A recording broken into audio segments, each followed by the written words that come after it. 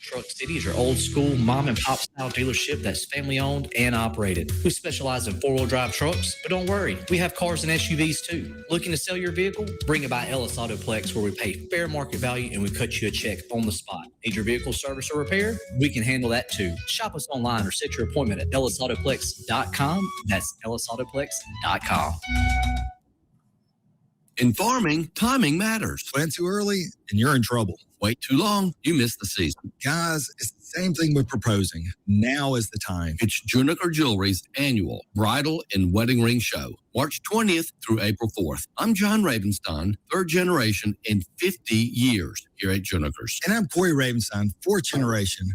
To convince the older generation that mules might be great, but air-conditioned tractors are the way forward. Well, guys, here's a kick from this old mule. Bring your honey and bring your money to Juniker's Bridal and Wedding Ring Show, featuring the largest selection of diamonds, engagement rings, and wedding bands in the state. All at the best prices of the year. So the more you love, the more you save. Juniker Jewelry's annual Bridal and Wedding Ring Show, March 20th through April 4th. Guys, your season is now. Juniker Jewelry Company, Mississippi's direct diamond importer. 1485 Highland Colony Parkway, just south of 463 in Madison, and junikerjewelry.com.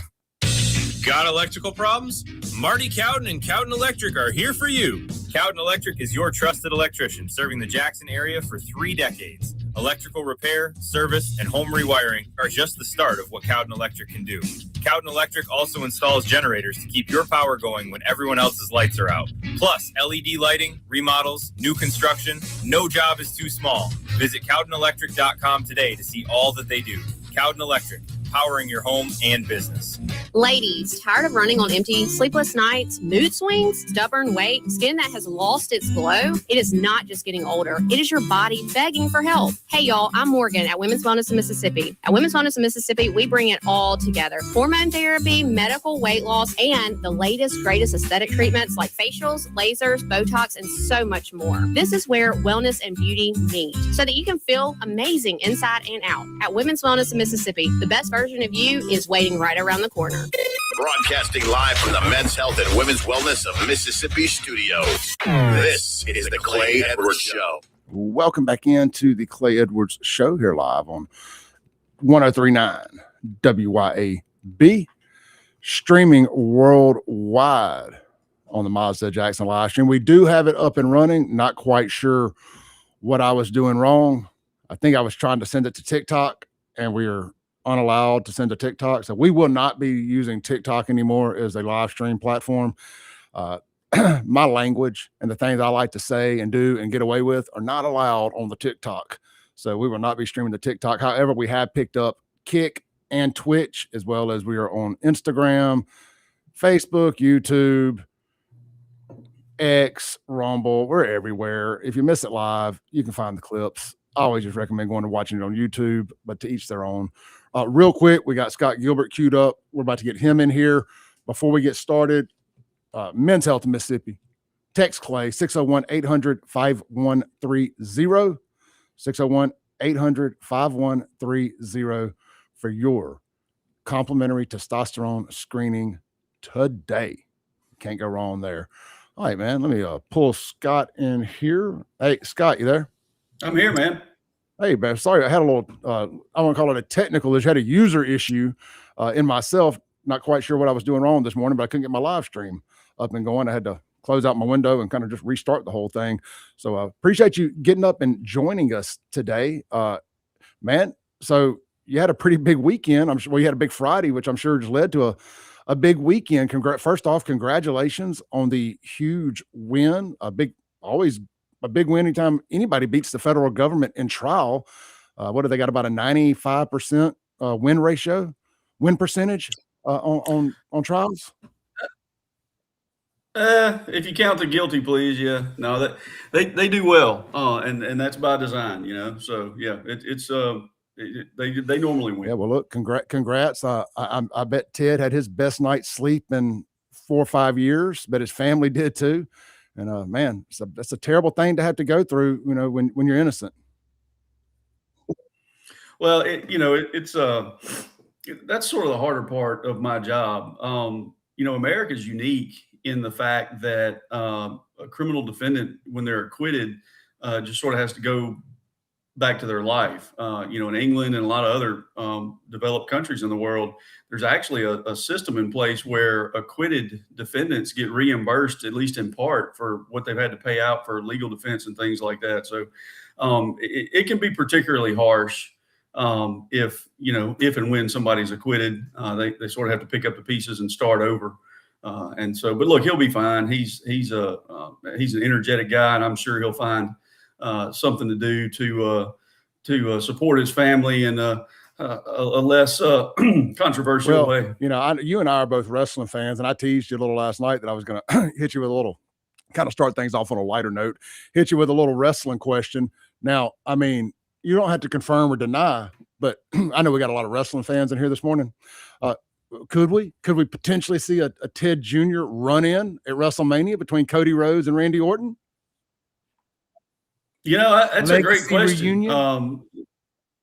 It's a great question. Randy was on the phone the other night on Monday Night Raw talking to somebody about being family. So I guess we'll have to wait until April 19th or 20th. More to than find one out. royal family in the wrestling business.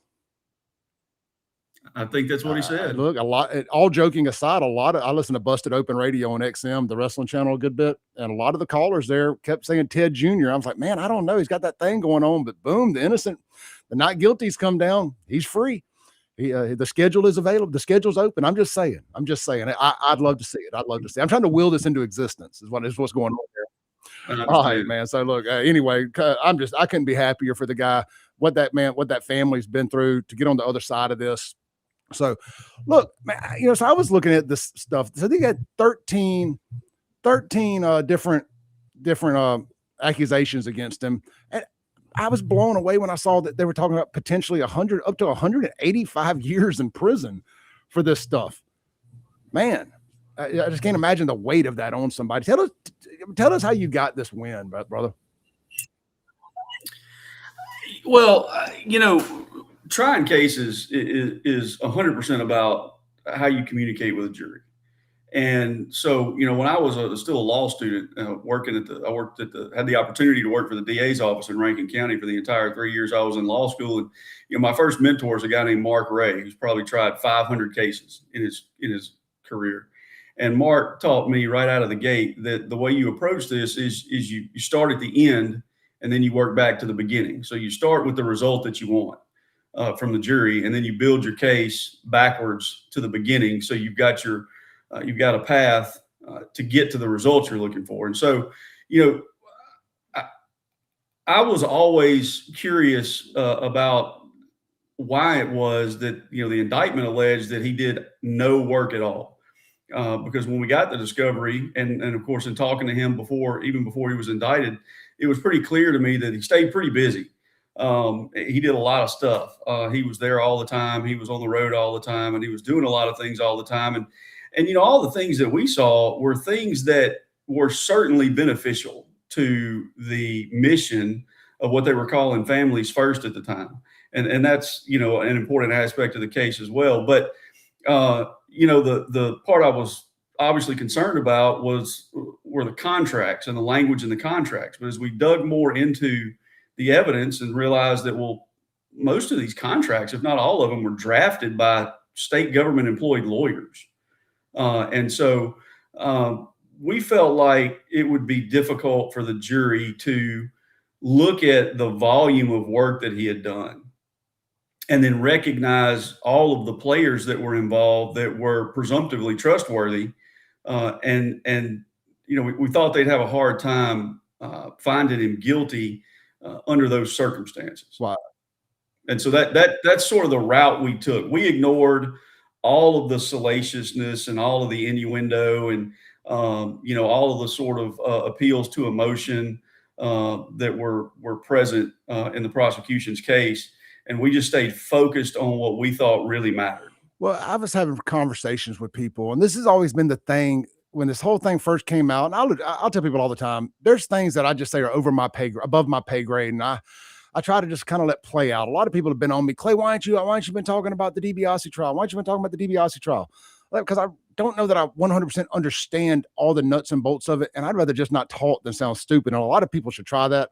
And at times it would do this country a lot of good, especially all these wannabe journalists on X and all these independent journalists who, I don't know, just in my opinion, you can't be a professional about everything. You can't be an expert about every topic. You just can't be. It's not how life works.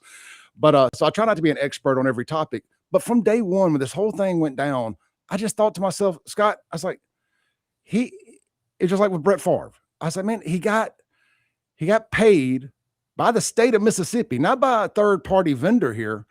By the state of Mississippi agreed to give him this money, signed off on everything. He did the work in the contract. I mean, I guess somebody said maybe there was a few obligations that weren't met, but that, even if so, that feels more of a civil matter than a criminal matter. And then we're sitting here saying, well, this man partook in stealing $3 million because, and you can agree that he got overpaid, whatever, but that's what they agreed to pay him. The state said, yeah, sounds good. Who do we make the check to? You could offer me $3 million to run some ads on the Clay Edwards show. I'm going to say, yeah. Now, we don't take state dollars here at the radio station. That's a radio station policy, not a Clay Edwards policy. If it was a Clay Edwards policy and the state of Mississippi said, Clay, we want to run $3 million to do a PSA about whatever. You know, they do a lot of silly PSAs here in the state that they pay other stations to run. It's not against my moral high ground to not take that money. But then later on, they come back and say, well, hold on now, you partook in fraud taking that money. Well, hold on now, you reached out to me and you gave me the money. I can't help that you paid too much. That's what you agreed to pay for. It's worth whatever somebody's willing to pay for it. I don't know. That was always my philosophy on this, just bringing it down to the most elementary level I can for people to understand. And then it's like they had buyer's remorse at some point, or because it became politicized, it was like, well, now it's politically advantageous to go after these guys. You know, so they had to eat that. Well, you know, it's you make a lot of good points, Clay, and I guess what's important is really the environment. And I talked about this in the closing argument, the environment in which Teddy was recruited into this. And so, you know, a lot of this was done before John Davis ever met anybody named DiBiase. You know, this was during President Trump's first term, and a big priority was to reduce the size of government. Well, MDHS is the biggest agency in the state of Mississippi. I mean, between the state and federal funding, it's got a $3 billion a year budget. And so, you know, thousands of employees. And it's an agency that we don't think about very often at all, you know, and so it kind of flies under the radar. And so what happens here is you've got a guy in John Davis who started literally at the ground floor 27 years ago and worked his way all the way up to deputy director. He was a subject matter expert in virtually every aspect of that agency. He had worked at the county level. He worked in the state office. He'd run programs, policy. And so he was recognized, and rightly so, as an expert. I mean, if somebody needed an answer, John Davis knew it. And that's the truth. I mean, he did. And so the director retires, and you know, the governor appoints John Davis to take his place. And look, you can't find fault with that. I mean, you've got a guy who's been a successful employee for 27 years. He was successfully the number 2 man at the agency. And when the director retires, you've got somebody right there that ought to be able to step in and run the agency successfully. You know, unfortunately, in hindsight, you look back and you realize that John Davis really wasn't equipped to do that because of a number of character flaws. But, you know, to the point, we're in the first President Trump administration, and the big priority is let's reduce the size of government, which is wonderful because the government's entirely too big. And so one of the ideas that the governor had was, look, what can we do to reduce the size of MDHS while still providing the services? And so, you know, he tells John Davis, basically, look, I want you to look into a way to privatize as many of your services as you can. Well, at the same time, the news media had started writing stories about TANF money. Back in 1996, the federal government changed what we know as welfare to TANF, temporary assistance for needy families. And even though that's the name of the program, it's really a misnomer because TANF gives states wide discretion in how they can administrate that money. Still use it just like traditional welfare. They give cash assistance to people that come in and apply and qualify for it. Mississippi doesn't do that. Scott, In let's 2016, go ahead, Clay. let's pause right there. We got to take our first break here with you. We'll be back in 4 minutes. I want to pick right back up here at the misnomer of TANF, and that'll be our pickup point. We've got Scott Gilbert here on the stream with us this morning on the Clay Edwards Show. Scott was the lead attorney for Ted DiBiase Jr. in the welfare fraud trial here in Mississippi that wrapped up Friday. We're going to take our first break. Don't go anywhere. We'll be right back on 103.9 WYAB.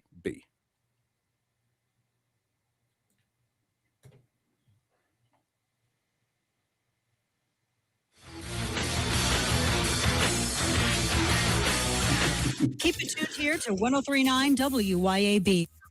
This is Central Mississippi's Stimulating Talk.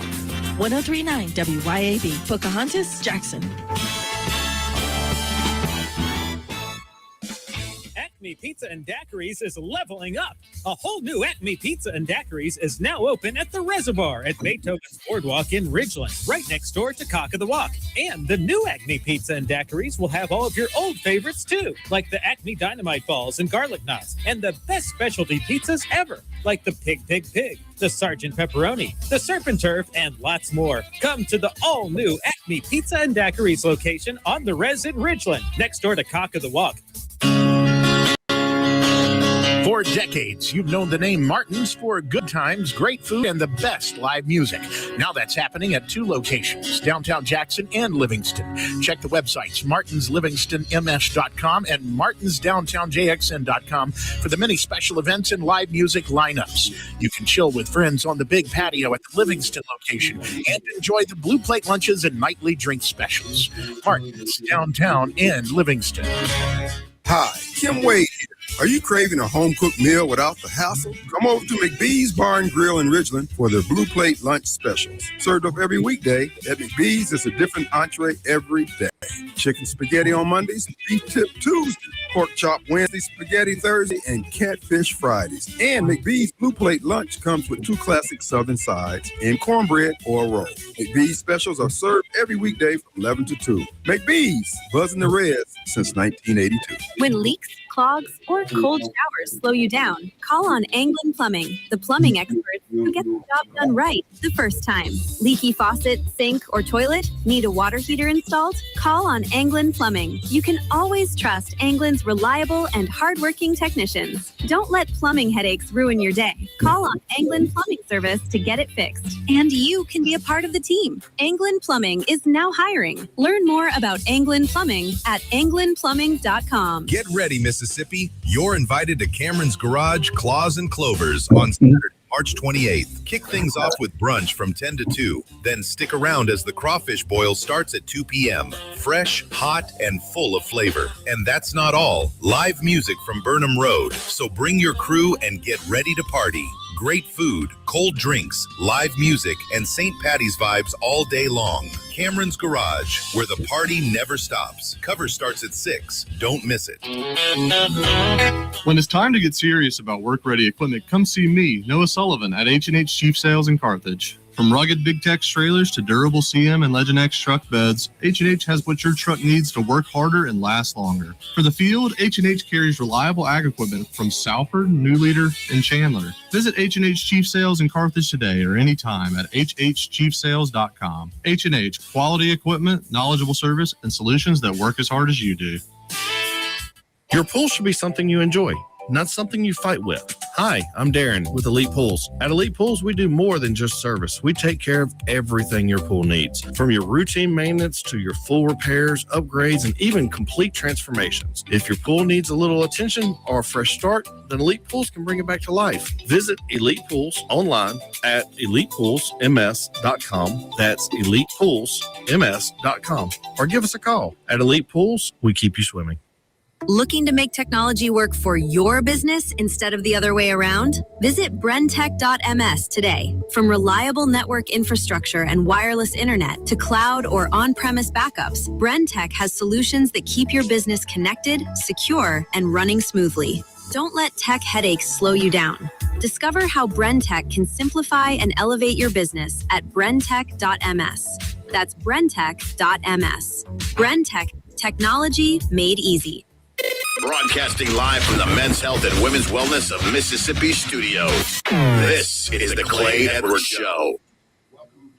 Welcome back in to the Clay Edwards Show here live on 103.9 WYAB.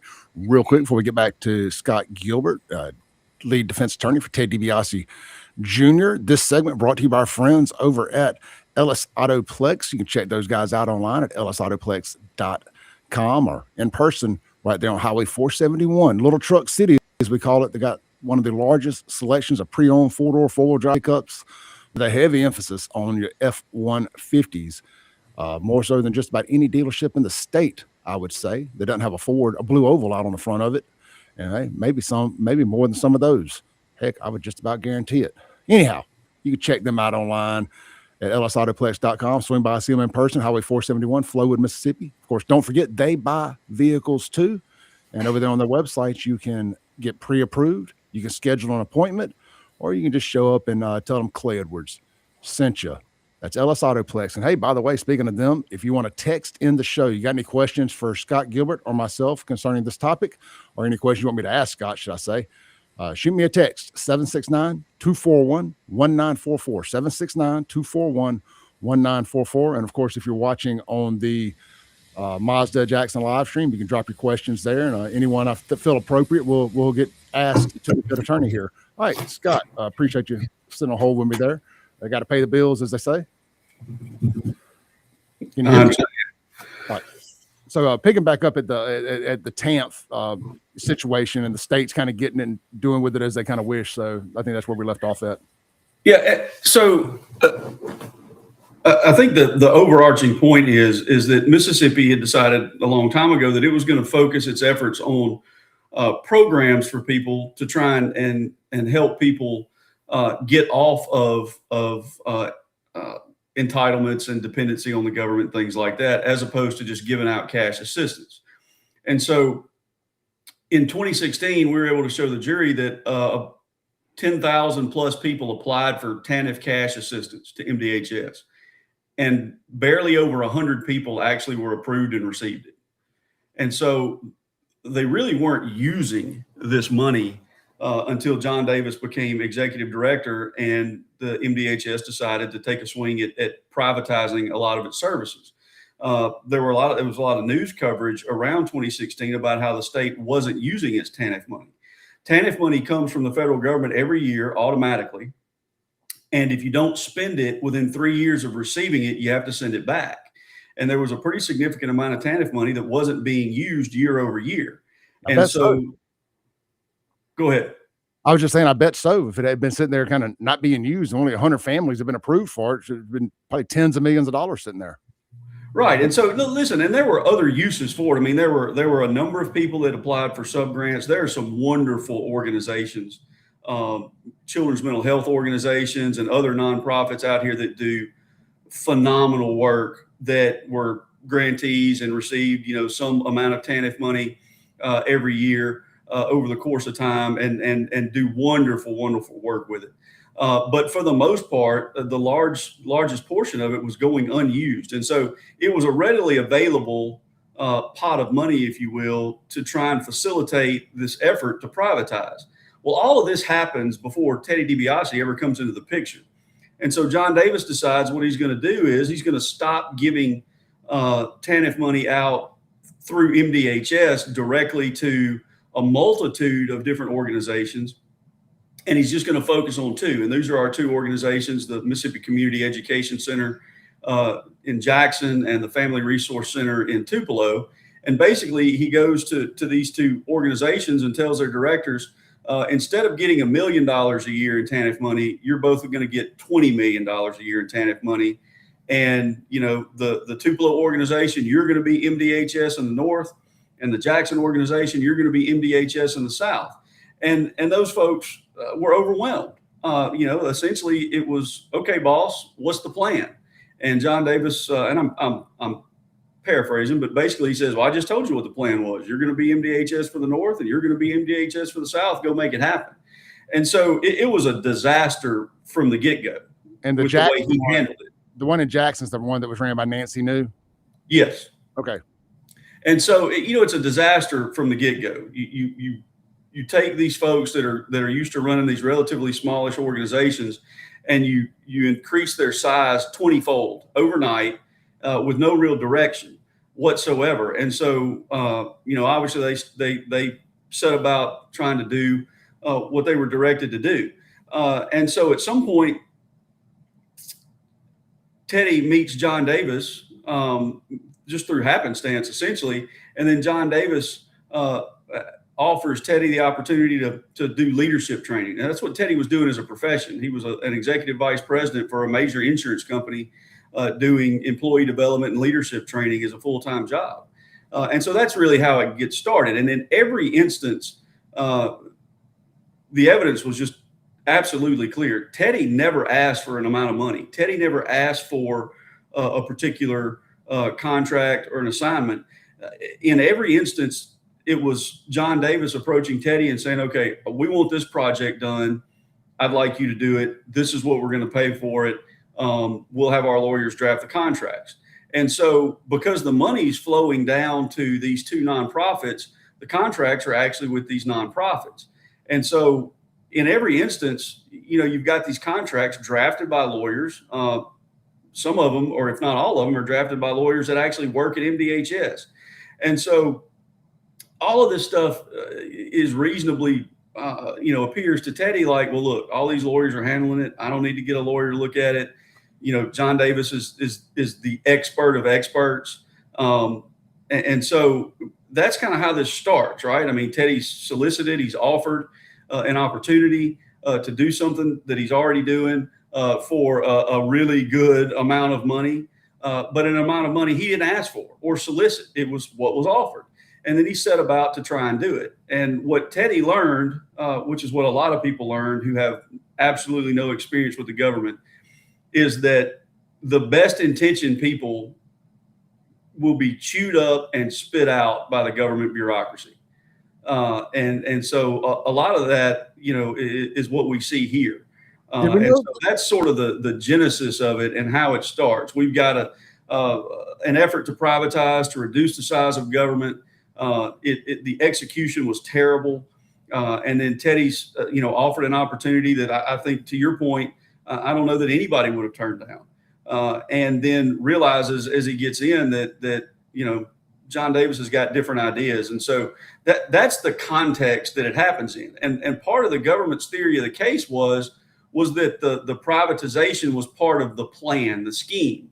But the problem with that argument is all that happened before John Davis knew Teddy DiBiase existed. And so that was, I thought, going to be problematic for the government, and apparently it was. But so that's where we started. That's how we got into Teddy DiBiase being involved with MDHS and these nonprofits. But let's, because at the end of the day, we are a radio show before a live stream, guys. So everybody watching on the live stream, bear with us. We got to take a quick break. We'll come back. It'll be a short segment. Then we have our top of the hour news. We've got Scott here. Scott, you're good till 9 o'clock, right? Yeah, I'm good for as long as you need me. Okay, great. We got Scott till at least 9 o'clock. And y'all sit down, buckle up. We got a full show with him. Please get your questions in. Scott, we'll pick up right back there. I got a few things I want to ask about that too when we come back. This is the Clay Edwards Show, 103.9 WYAB.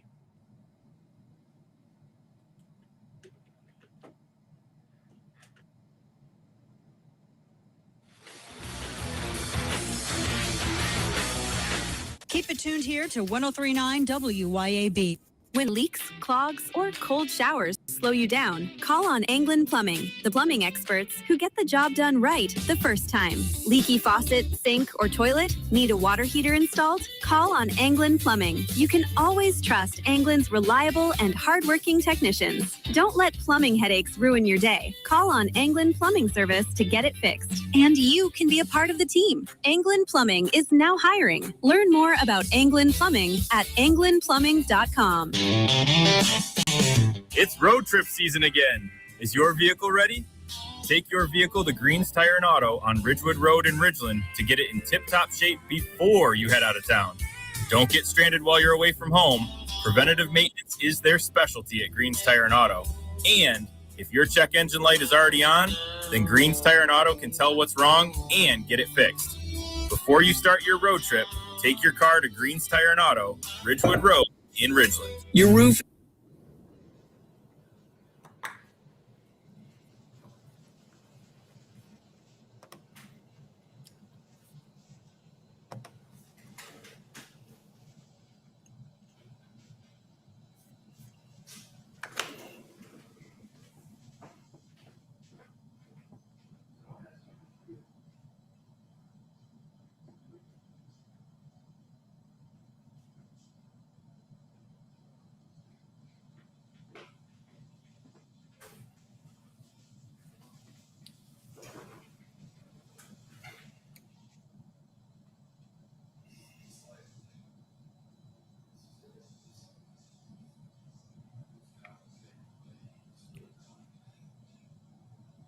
Knows that the Rusty Healy Agency and Landon Thompson offer top quality local customer service. Contact Landon today at 601-856-3681. Hey, Rankin County, swing by the locally owned and award-winning 042 Wine and Spirits on Highway 80 next to Sonny's Barbecue in Brandon today. We've got one of the largest selections around with over 200 bourbons and whiskeys to ignite your taste buds, more than 50 vodkas, 50-plus tequilas, 30-plus rums, and ready-to-drink cocktails, as well as premium scotches. And get this, we got over 400 wines in stock for the perfect pairing anytime. Discover your new favorites today at 042 Wine and Spirits right next to Sonny's Barbecue, Highway 80, Cross Gates, Brandon.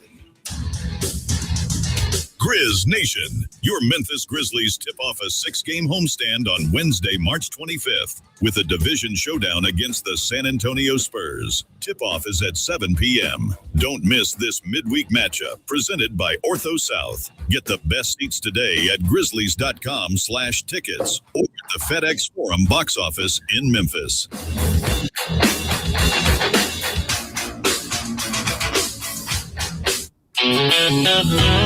When it's time to get serious about work-ready equipment, come see me, Noah Sullivan, at H&H Chief Sales in Carthage. From rugged Big Tex trailers to durable CM and Legend X truck beds, H&H has what your truck needs to work harder and last longer. For the field, H&H carries reliable ag equipment from Salford, New Leader, and Chandler. Visit H&H Chief Sales in Carthage today or anytime at hhchiefsales.com. H&H, quality equipment, knowledgeable service, and solutions that work as hard as you do.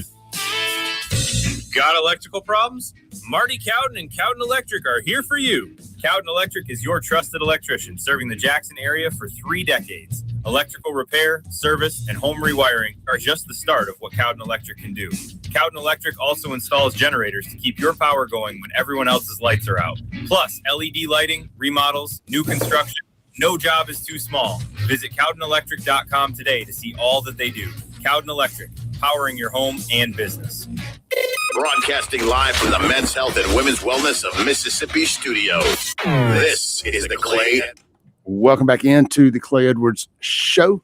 We got about 2 minutes left here till the top of the hour break here on WYAB. We got Scott Gilbert with us. He's the defense attorney, who's lead defense attorney for Ted DiBiase Jr. in the welfare fraud trial that wrapped up Friday. Scott, a couple of quick questions we got from some people online while we just kind of burn 2 minutes here. Will Ted be pursuing civil action against the government, or I saw Shad White say that the state will be going after Ted in a civil suit. Will you be assisting him on that? Can you peel that onion back any for us? Either way. Sure. So the first question is, I don't know the answer to that. Anybody that would come to me and say, hey, I was prosecuted by the federal government and acquitted, so I want to sue them. I would strongly discourage that. The law really doesn't provide much of an avenue for that unless you were to demonstrate that, it was really done in bad faith, falsified evidence, things like that. And that was not the case here. These lawyers for the government are great lawyers and they're honorable people. So I don't feel that way at all. But so that's really not a much of a viable option. Teddy's already a defendant in the state civil suit. Okay. And so he's already a defendant there. He's got different counsel for that right now. And so that is progressing through the litigation process. And so that actually is already taking place. Good deal. Good. I was just curious about that. And I agree with you on advising against trying to sue the federal government. That seems like a lose-lose situation where even if you win, you lose. So I'd want to just kind of move on from this and them not continue to want to audit me and anything else that the federal government is likely to want to do when you go to suing them. So, all right, look, y'all hang tight. 7 minutes. We'll be right back with Scott Gilbert, lead defense attorney for Ted DiBiase Jr. He's also the defense attorney for Michael Rhinewalt in the Capitol Police Jaylen Lewis manslaughter trial. I want to talk to him about that and more. We'll be right back.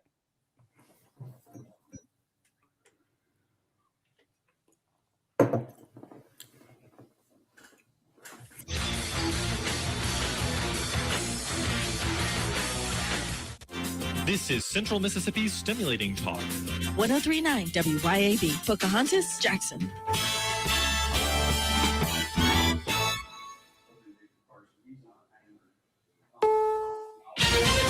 This is CBS News on the Hour, your home for original reporting. I'm Deborah Rodriguez. President Trump has made a surprise announcement extending the deadline he'd set for tonight for Iran to reopen the Strait of Hormuz to energy shipments. He says he's giving Tehran 5 more days, citing productive negotiations. Correspondent Ed O'Keefe is at the White House. Who exactly he's talking to or his administration is talking to, where, if it's direct, if it's indirect, involving one other country, all of that's still unclear this morning. The president likes to surprise us and control this messaging, obviously, so we'll spend the next few hours trying to sort out what exactly may have transpired here. Iranian media insists there are no talks between Tehran and Washington. The headline on state TV, U.S. president backs down following Iran's firm warning. Futures markets are responding. CBS News business analyst Jill Schlesinger. Prior to that announcement, stock futures were looking lower and oil futures were up. Upon the reporting of this information, stocks reversed course. They were down by about 1%. Now they're up by about 1.5% in the pre-market. The oil market, which was rising towards $100 a barrel, that too is reversing. A deadly crash at LaGuardia Airport in New York overnight. Stop, truck one. Stop. Stop, truck one. Stop. Live ATC as an Air Canada Express plane collided with a fire truck on the runway. Both pilots were killed. The plane's nose sheared off. Transportation correspondent Chris Van Cleve. It appears this controller was juggling an awful lot of things by himself. The NTSB will want to understand, was he working alone in the tower last night? You had this United flight. It was taking off. It aborted its takeoff because of a warning light in the cockpit. Immigration and customs officers have begun deploying to U.S. airports today to try to get those long TSA lines moving as the partial government shutdown drags on. Passengers are mixed about their presence. If they come here, where it's going to make a lot of people scared of travel. ICE will keep us safe, and I don't have a problem with ICE agents. Many TSA officers are sticking out. Others have quit because they're not getting paid. Police in London are investigating a suspected anti-Semitic hate crime after 4 vehicles from a Jewish ambulance service were set on fire.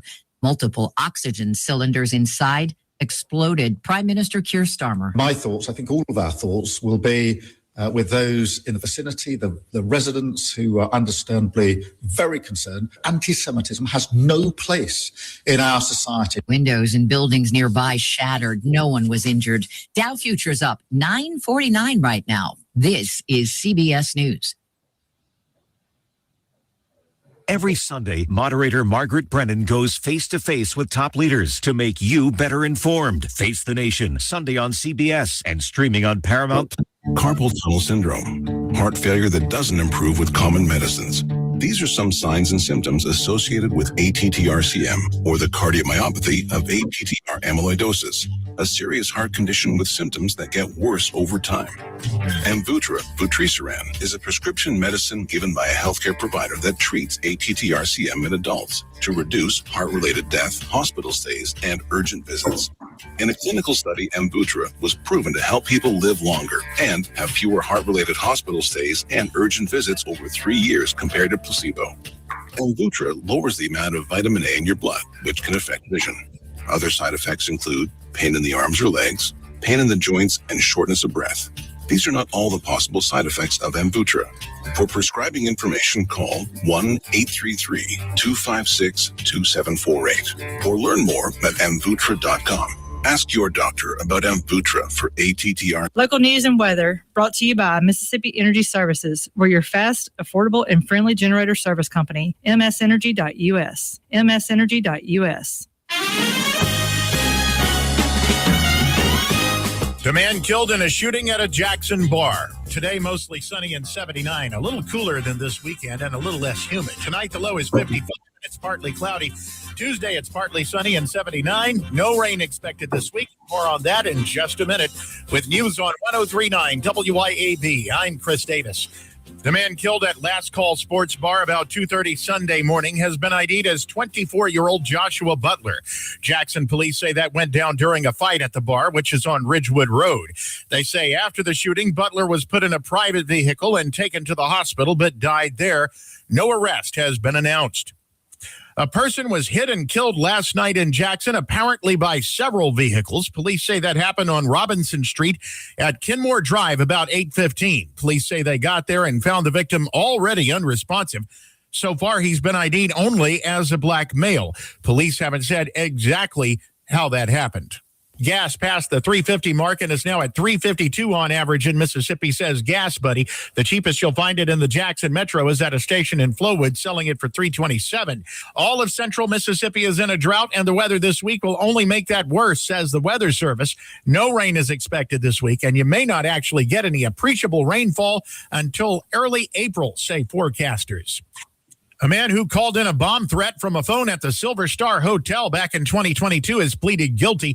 37-year-old Joshua Mark Davis of Meridian was indicted on that charge in May of 22, pleaded guilty Thursday, and now faces a possible 10-year prison term when he is sentenced June 16th. More news in 1 hour on 103.9 WYAB. I'm Chris Davis. Did you get us switched over to shelter insurance? Actually, I found a deal online. You did?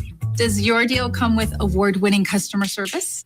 Oh, I'm not sure. Does the deal include a local agent? Doesn't actually say. Can we create a customized plan that fits our needs? Let's just call the local shelter agent. For insurance that fits just right, find a shelter agent near you. Located in Ridgeland and Flora, come see me, Jamie Creel, Shelter Insurance. Need a new car? Then march right over to Mazda of Jackson and spring in the savings. Get 1.9% financing for 63 months on all 2025 CX-5s, 2026 CX-90s, CX-50s, CX-70s, and Mazda 3s with approved credit. And get 1 year maintenance included on your new vehicle purchase. Don't wait another minute to experience Mazda's exhilarating performance, top-notch safety, and reliability. So get to Mazda of Jackson today, where pre-owned vehicles and hassle-free trade-in options are also available. Shop online or visit Mazda of Jackson, I-55 Frontage Road. Welcome to the Clay Edwards Show. More adrenaline. You know, it's a pretty interesting time to be alive. What's the saying? May the times you live in be interesting. We have accomplished that. And more testosterone for your morning drive. But when you know you've got a problem, how about tell people and be honest? What's going on? Going to war on cancel culture and bringing the spotlight on issues and topics from around the city of Jackson. I feel like Jackson, Mississippi. No one else wants to talk about. The whole system is corrupt and evil. It's unreal, and they don't care, and everybody knows that. It's just sad. And fights for the soul of America. I'm going to need y'all to explain to me what a positive solution is, because you positive solutions only people have been in charge for a while now, and I'm not seeing too many positive solutions. You never met a motherfucker. Strap in, turn up the volume, and get ready, Jackson, for unfiltered, no sugar added talk radio. It's award-winning podcaster Clay and Boom goes La Dynamite. It's hour 2 of the most incendiary show on the RADIO. What, y'all didn't think I was going to do it just because I got a high-profile guest? We always do that around here. This is the Clay Edwards Show. I am, of course, Clay Edwards, coming at you live here on 103.9 WYAB, the 50,000-watt blowtorch, the most powerful news talk FM station in the state of Mississippi at 50,000 watts. We're very proud of that around here. It never hurts to brag on yourself. It ain't bragging if you can back it up. What did Kid Rock say? It ain't cocky if you can back it up. That's right. We're streaming worldwide on the Mazda Jackson live stream to our near 250,000 followers across all the different social media platforms. You can find that at any of those platforms. If it exists, we're streaming to it except TikTok. And that's at SaveJXN or at Clay Edwards Show. You can find it at one or the other. Real quick, before we get back to Scott, this segment brought to you by our friends over at Mazda of Jackson. Hey, you need a new car? Then march right over to Mazda Jackson and spring into savings. You can get 1.9% financing for 63 months on an all-new remaining 2025 CX-5s. And then, hey, they ain't stopping with the 2025s. How about some 2026 models? The all-new CX-90, the CX-50, the CX-70, and the fun-to-drive Mazda 3. That's, of course, with approved credit. You're also going to get 1 year of basic maintenance included. That's your tire rotations and oil changes on all new vehicle purchases from Mazda Jackson. Don't wait another minute to experience Mazda's exhilarating performance, top-notch safety, and reliability.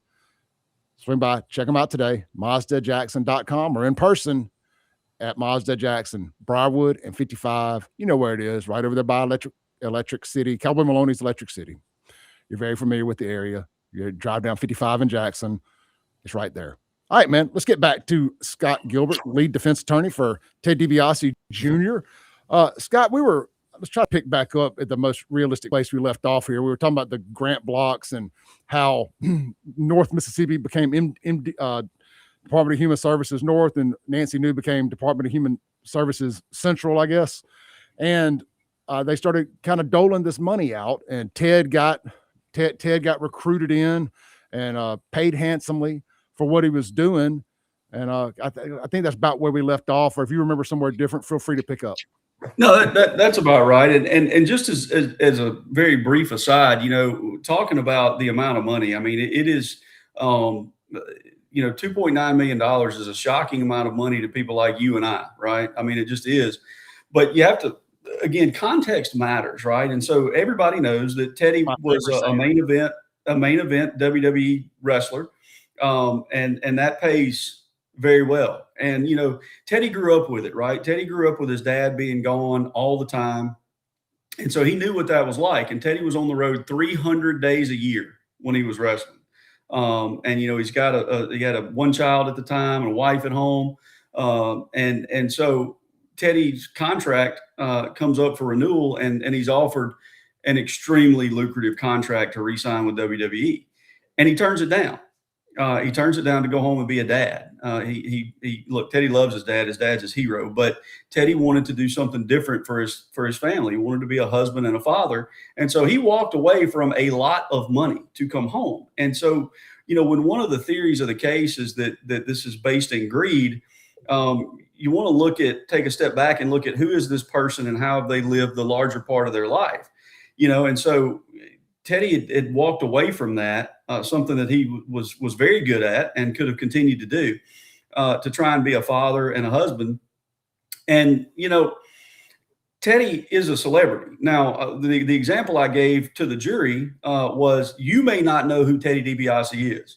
Last year, when Hank came to the amphitheater, I was driving my daughter to school, and I started playing some Hank for her to listen to before I took her to the concert, and she had no idea who he was. Now, I told the jury I considered strongly driving straight to the nearest orphanage and dropping her off at the door when I found out she didn't know who he was. But I mean, in all seriousness, just because you may not know who somebody is doesn't mean that, 100 million other people don't. And so, Teddy had his life experiences, just like for the rest of us, dictate your perspective. Teddy spent some time as the spokesman for the Mississippi National Guard. He made $25,000 for a 2-hour autograph signing in that role. And so larger amounts of money for things like TV commercials, radio spots, appearances, things like that were not foreign to him. It wasn't a big red flag to him like it would have been for me. And so, again, context matters. But where we are in the story is essentially, we state government, John Davis, is trying to change the paradigm of how they do things at MDHS. Well, John turns out not really to be a very honorable person. He meets Brett DiBiase. Brett had the contract to do copiers through his company at the office. He offers Brett a job. Brett doesn't ask for it. Brett's been very open about his drug addiction. John took advantage of that. There are text messages that show John Davis was actually paying for Brett's pills and dispensing Brett's pills to him. John Davis is actually controlling a drug addict. And you know, anybody that's got any experience with addicts or addiction know that if you are the source of the drugs, you are in control of that person's life. You know, and so when the government's theory of the case is that Brett and Teddy were manipulating this lonely older man, I think they actually referred to it at one point as a lonely heart scheme. The truth of the matter is John Davis is controlling and manipulating the Dixie Mafia stuff from the Sherry murders, right? Oh yeah, it was like Bobby Joe Fabian Part 2, you know, but you know, it just sort of stretched credulity in that regard, you know, and so you've got this guy who's really a predator, is what John Davis is, and he's controlling Brett through his drug use. Brett and Teddy didn't speak to each other for over a year. You know, John, they let John and they let him drive a wedge between them, you know. And like I said before about Teddy, I mean, nobody's more embarrassed than he is. I can assure you that, you know, if he had this to do over again, it would be wildly different. And we learn through experience. But I just think it's important for people to understand the perspective of life that Teddy came at this from was not the same as mine, or, you know, my neighbors or my church members or people like that, because we didn't come up in that environment and we didn't exist in that environment. Do you think, I'd be shocked if the answer was no, do you think that his dad's persona as the $1 Million Man hurt him in the public's eyes potentially in this thing? Because, you know, people just think that's real, you know. 100%, because that was what you know, people latched on to immediately, right? And look, that's what we do as human beings. It's human nature. It was convenient for Teddy. It was unfortunate, but absolutely. I mean, we saw that ad nauseum, you know, over the course of the last 6 years. I mean, every reference was to the $1 Million Man. You know, look, the jokes wrote themselves, right? I mean, they really did, and so yeah, that absolutely had a lot to do with it. I even made a meme joking around as soon as the verdict came down of Big Ted holding the $1 Million belt and said, everybody's got a price. I said, you think Ted was winking at the jurors? Kidding, obviously. but you know, but it lended itself to the moment for sure. And, you know, but real quick, you know, I met Ted Sr. one time. I sold him a vehicle when I was working at the Toyota store, me and another guy. And I'm going to tell you what, if he was really the $1 Million Man, he's the tightest $1 Million Man I've ever done business with in my life, because he shook us up. He turned us upside down and shook us drive. We didn't make a penny on that vehicle, but I got a picture with the $1 Million Man, and he was wearing his like WWE Hall of Fame windbreaker. So at least I got something out of it. But I just say that to say a very frugal fellow, and I mean that as a compliment, and just not the person that he portrayed on television at all.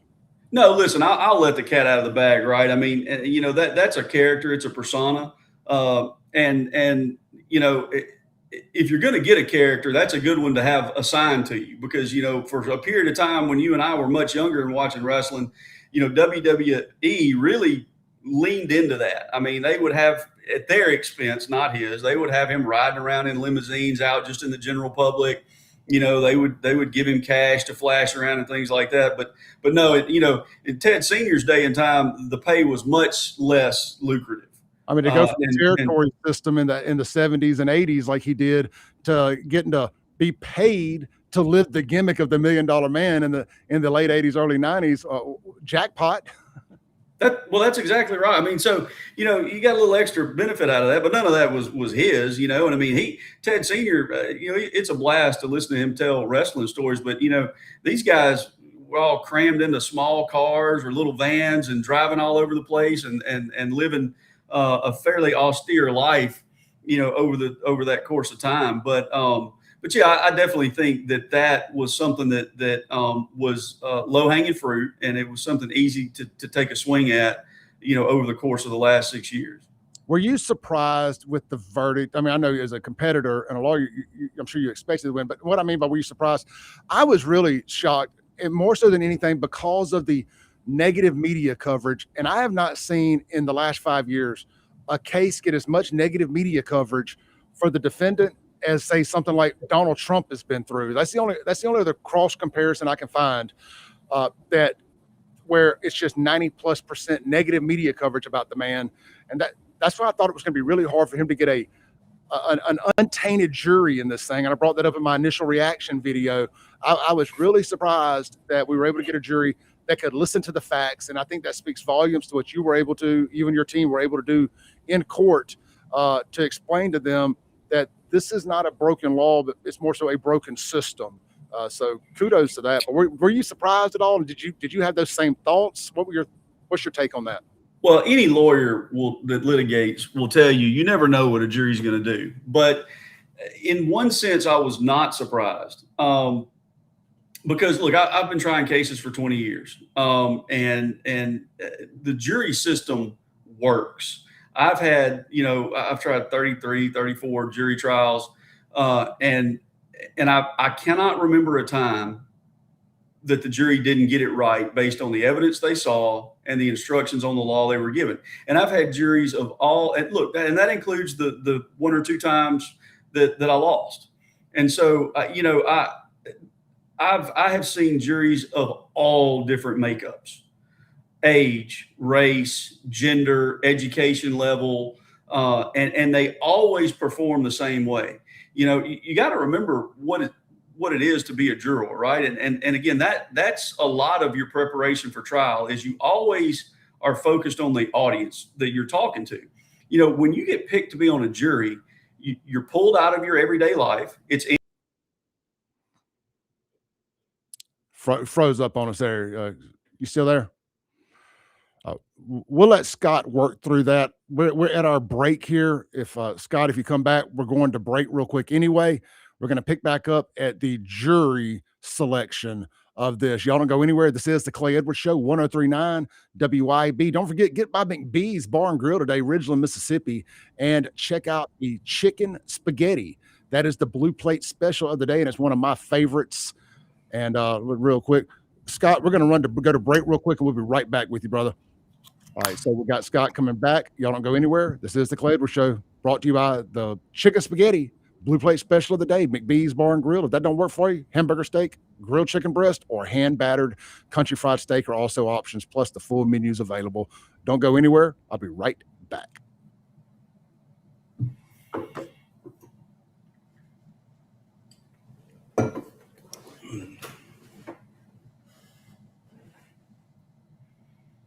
.1039 WYAB. Hey, Rankin County, swing by the locally owned and award-winning 042 Wine and Spirits on Highway 80 next to Sonny's Barbecue in Brandon today. We've got one of the largest selections around with over 200 bourbons and whiskeys to ignite your taste buds, more than 50 vodkas, 50-plus tequilas, 30-plus rums, and ready-to-drink cocktails, as well as premium scotches. And get this, we've got over 400 wines in stock for the perfect pairing anytime. Discover your new favorites today at 042 Wine and Spirits right next to Sonny's Barbecue, Highway 80, Cross Gates, Brandon. Men, let's talk about low testosterone. Do you suffer from any of these symptoms? Low sex drive, ED. Are you always tired, depressed? You have loss of muscle mass? You're obese? Maybe you have loss of focus and drive? Then you, my friends, may suffer from low testosterone. Let my buddies over at Men's Health in Mississippi, located right there in Madison, check your numbers today. Trust me, she'll thank you for it. I promise. Check them out online at menshealthms.com. That's menshealthms.com. Men's Health Mississippi.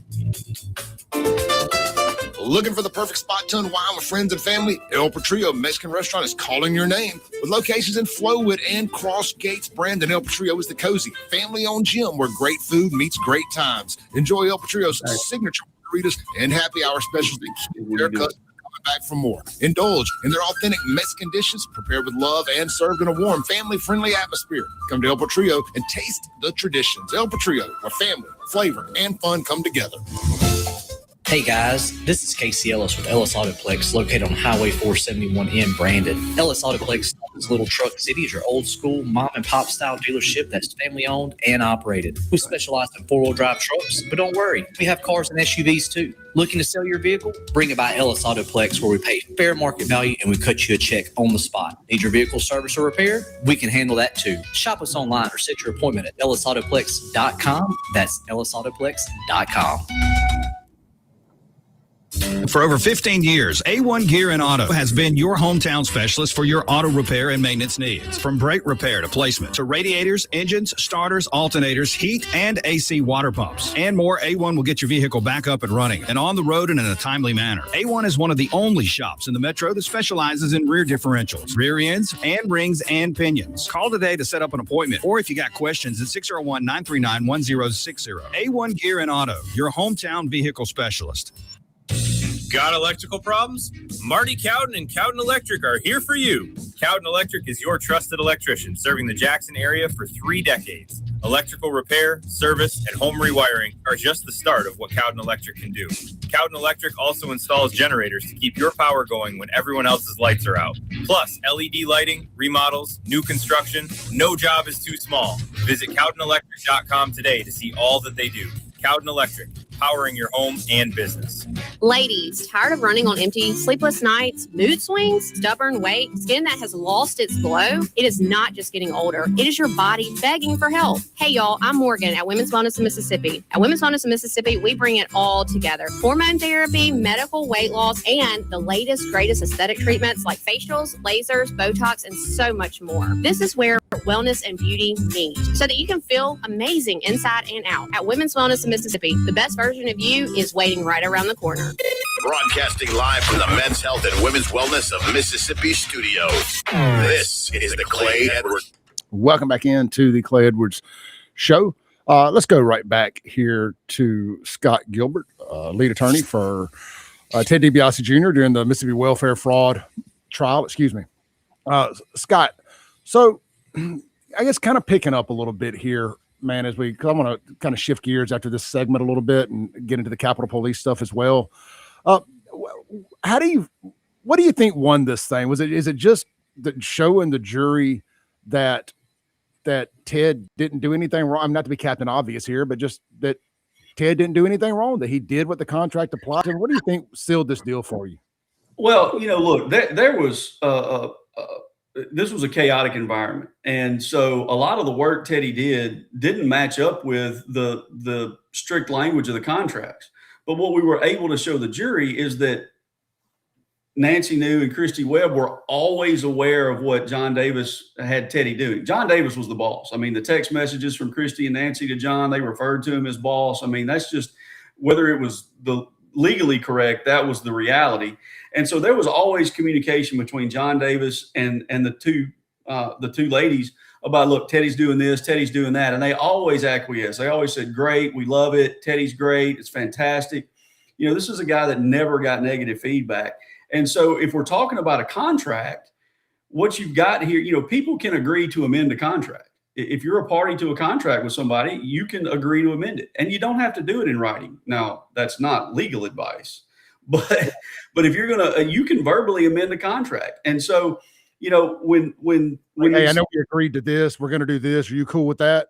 Right. I mean, think about it like this. You get hired to do a job, and then you show up and the boss says, I need you to do this today. Right. It's that famous other duties as assigned type thing. Yeah. And so I think that this really hyper technical drive to convince the jury that, look, because he didn't do exactly what was said in the contracts, it's fraud, fell flat. Because it's like you said before. I mean, that may be a breach of contract. And it may not be if the parties agreed that that's what you were going to do after the fact. And so that's really was one thing that I think mattered a lot to the jury. I just think it was really hard for the jury to say, wait a minute, we have uncontested evidence that Teddy DiBiase was working all the time. And you want us to essentially send him to jail because now you're saying he didn't do the work he should have done, but the people he was contracted with and working for were fine with what he was doing. And people are inherently fair, Clay. And it's like I said about the jury system, jurors take that very seriously. This jury in particular really leaned into this case. Everybody knows there was a delay in the trial because I had a health issue. This jury was asked, can you stick with us? Can you come back in February and March? And they all said, absolutely. So they wanted to be there. They took their job very seriously. And at the end of the day, they followed the judge's instructions on the law. Beyond a reasonable doubt is a high burden. and it's by design. And so they took that very seriously, and clearly they didn't feel like, and look, I wasn't part of their deliberations, so I don't know, but they clearly didn't feel like the evidence that was shown to them reached that high level of proof. Now, whether they think, hey, look, he's probably guilty or that, I'll never know. But the standard that we work with, in criminal trials is beyond a reasonable doubt. And I've never, again, I have all the faith in the world in our court system and the jury system. It's a whole lot better than what we used to do, which was meet in the street at high noon, and whoever was the luckiest shot got to be right, and so it works. The system works. And I think it worked the way it should have in this case. Look, nobody should feel like Teddy DiBiase or any of the folks that got contracts. And by the way, there were tons of people that got contracts the same way Teddy did. They were paid the same way. They were handled the same way.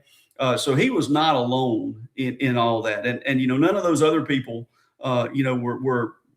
had sort of the close relationship that was portrayed between Teddy and John Davis, and they were treated the same. So, there were just a lot of inconsistent issues that were put in front of the jury.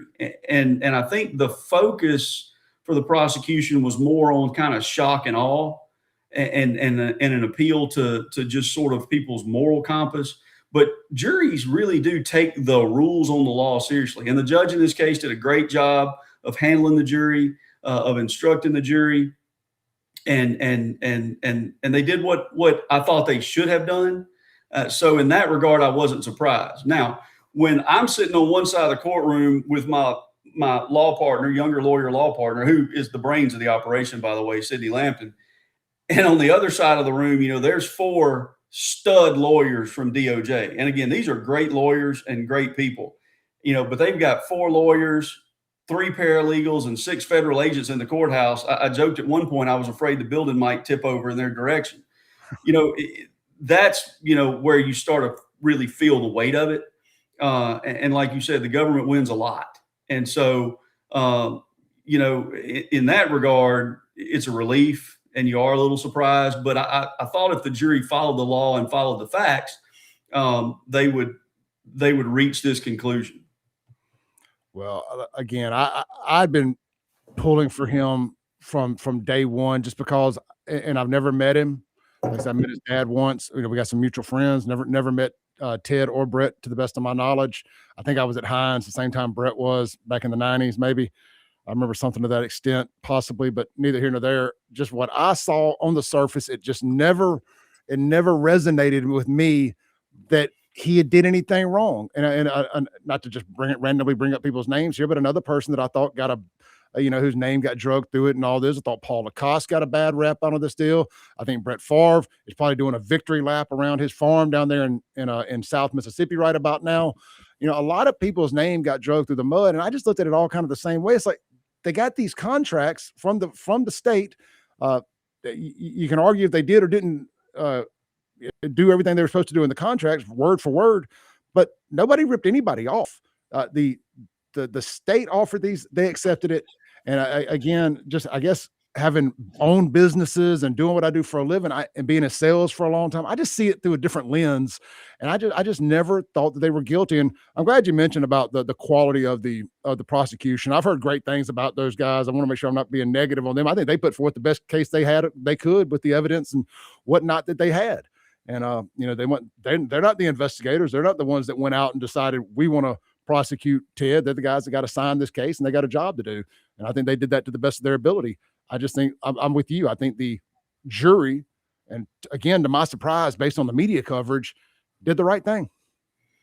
Well, I think if people are shocked that the jury verdict is not really congruent with what they were hearing day in and day out from the news coverage, I think that's a reflection on the coverage and not the truth of the facts of the case. Well, we're both wrestling fans, so you'll get this. People, every time they find out I'm a wrestling fan, they say, that's fake, don't you? I said, so is the news, but you watch it every night. Well, I guess we got sidetracked on that. I was going to let the cat out of the bag. The wrestling is a drama, and it's a scripted drama, But I can tell you that when you get hit with a chair, it hurts. Absolutely. You got hit with a chair. And so there's a lot of reality to it. As far as what you see and what those folks are doing. But, it's always been a guilty pleasure of mine. And I'm not embarrassed about it. I mean, we all have the things that we need to do to unwind and relax. And that's just always been mine. So, hey, I'll have Netflix pulled up at 7:00 tonight on the road to WrestleMania. Absolutely. But yeah, look, I know you want to transition. I talked about Brett and his addiction problem just a little bit. And I just want to make sure everybody knows that Brett's been sober now for about 3 years. And I saw him the other day, and other than, what he's got that he's facing, because he entered a guilty plea, he's doing great. And he's got a family and working hard, and he's just putting one foot in front of the other. And his turnaround has been, it's something I've been able to see as I've been involved with his family for the last 6 years, firsthand. And we're pulling for Brett. He's doing great. I'm glad you brought that up, hearing about the last minute or two of this segment before we shift gears. One of the things that conversations I've had with people over the weekend are do people have the ability, or are there conversations right now with people who are considering changing their guilty plea? I know you can do that on a federal plea, right? You can change your plea. How does that work? And Teddy's charges are Brett's charges are state charges. Can you kind of clear any of that up for us? Sure. And kind of what people may be looking at? Sure. So, Brett and Nancy New, Christy Webb, John Davis, and several other people pled guilty in state court and federal court. And their deals are that their state sentences will be imposed after their federal sentences so that they can serve their time in a federal facility, which is going to be a federal work camp as opposed to a state prison. And so that was the real carrot, I think, that got a lot of those folks, the federal guilty pleas actually are going to make the lives of these folks better as opposed to worse, because they're going to get to serve their time in a much kinder, gentler place, still jail, than they would have if they'd have only been convicted in state court. But to withdraw a guilty plea in federal court, you generally have to allege actual innocence. And that's really difficult to argue to a judge if you've already stood in front of him under oath and admitted to a set of facts that establish each of the elements of the crime that you're pleading guilty to. It is a pretty rare circumstance where somebody can successfully do that. So I don't speak for anybody. Certainly haven't had conversations with anyone else's lawyers about it. I don't know what somebody may or may not try to do, but just in a general sense, that is an incredibly difficult thing to do. And again, that's by design. The judicial system favors finality. And it also favors the truth, right? I mean, that's the point. Our trials and our judicial system is at bottom a search for the truth. And so I think that'll be difficult for somebody to do, because in each of these guilty pleas in federal court, the prosecutors stand up and recite an exhaustive list of actual substantive facts that they would prove if the case were to go to trial, and the defendant's required to say, I agree that that's what happened. And the judge always asked, are you pleading guilty because you are guilty? And the defendant's required to say yes, or the court won't accept the plea. So that's going to be a hard road to hoe if somebody wants to go that route. All right, and 30 seconds or less, if you can squeeze it in here before we go to break. Why isn't Ted facing state charges also? It's just the federal, it's just called federal Trump state here. It's just, can the state it's prosecutorial discretion. And I had a little bit of interaction with the guys at the DA's office early on, and it was clear to me from the beginning they weren't pursuing a case against Teddy. I think they prosecuted what was brought to them initially. The federal investigation was much broader. Is this Hinds County DA's office? Yeah. And so they didn't, I don't think they ever intended to bring a case against Teddy. That's what they'd indicated to me when I met with them early on in the process. And so but that's just prosecutorial discretion. I mean, prosecutors look at evidence and they make decisions about, do I think I've got a reasonable chance to get a conviction beyond a reasonable doubt? And if they feel like they do, then they tend to go forward. And so again, I don't want to speak for anybody. I was not privy to the internal decision-making process at the district attorney's office, but I feel like if they believed they had a convictable case, they would have brought it. And so that just, in a general sense, my assumption is that whatever information they may have had about Teddy, they didn't feel like that was one they needed to take a swing at. Interesting. And I know, Sean, you're going to be on with Sean and Lindsay today from noon to 1, right? Yes.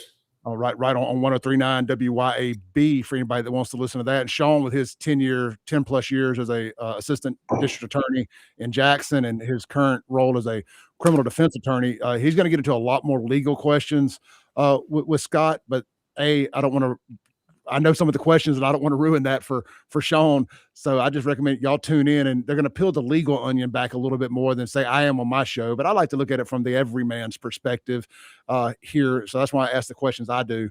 But I'll be tuned in from noon to 1 right here on the radio station to listen to Sean and Lindsay have this conversation with Scott from a different angle. Let's take a break real quick, come back with Scott. And I want to he's also Michael Rhinewalt's criminal defense attorney in the manslaughter trial in the Jaylen Lewis deal, the Capitol Police versus Jaylen Lewis, or however you want to say that.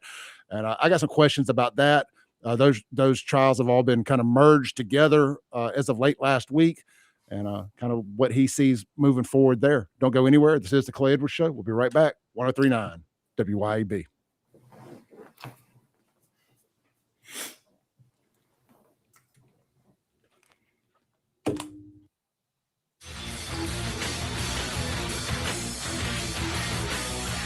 Keep it tuned here to 103.9 WYAB.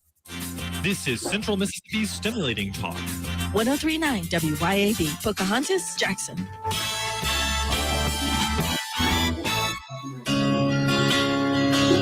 For decades, you've known the name Martin's for good times, great food, and the best live music. Now that's happening at 2 locations, downtown Jackson and Livingston. Check the websites, martinslivingstonms.com and martinsdowntownjxn.com for the many special events and live music lineups. You can chill with friends on the big patio at the Livingston location and enjoy the blue plate lunches and nightly drink specials. Martin's, downtown and Livingston. Hi, Kim Wade here. Hot weather requires us to run the AC nonstop. Pure Air Consultants can inspect your unit today to ensure your AC is operating at peak performance. Pure Air Consultants is your go-to Rheem partner that can get the job done and have you resting in comfort in no time. Locally owned and operated, they have proudly served our community for over 22 years. Contact Pure Air Consultants today at mypureairconsultants.com. Rheem and Pure Air Consultants to the rescue. Here at Lake and Glass and Tint, we've become well known for 2 things, window tint and windshields. Now, when it comes to window tint, you already know that we're the go-to for home, car, and office. And as always, we offer free consultations. So if you're in the need of window tint or windshields, give us a call, 601-946-1000. Check us out on Facebook or Instagram or at lakeandglassandtint.com. Lake and Glass and Tint, where quality matters.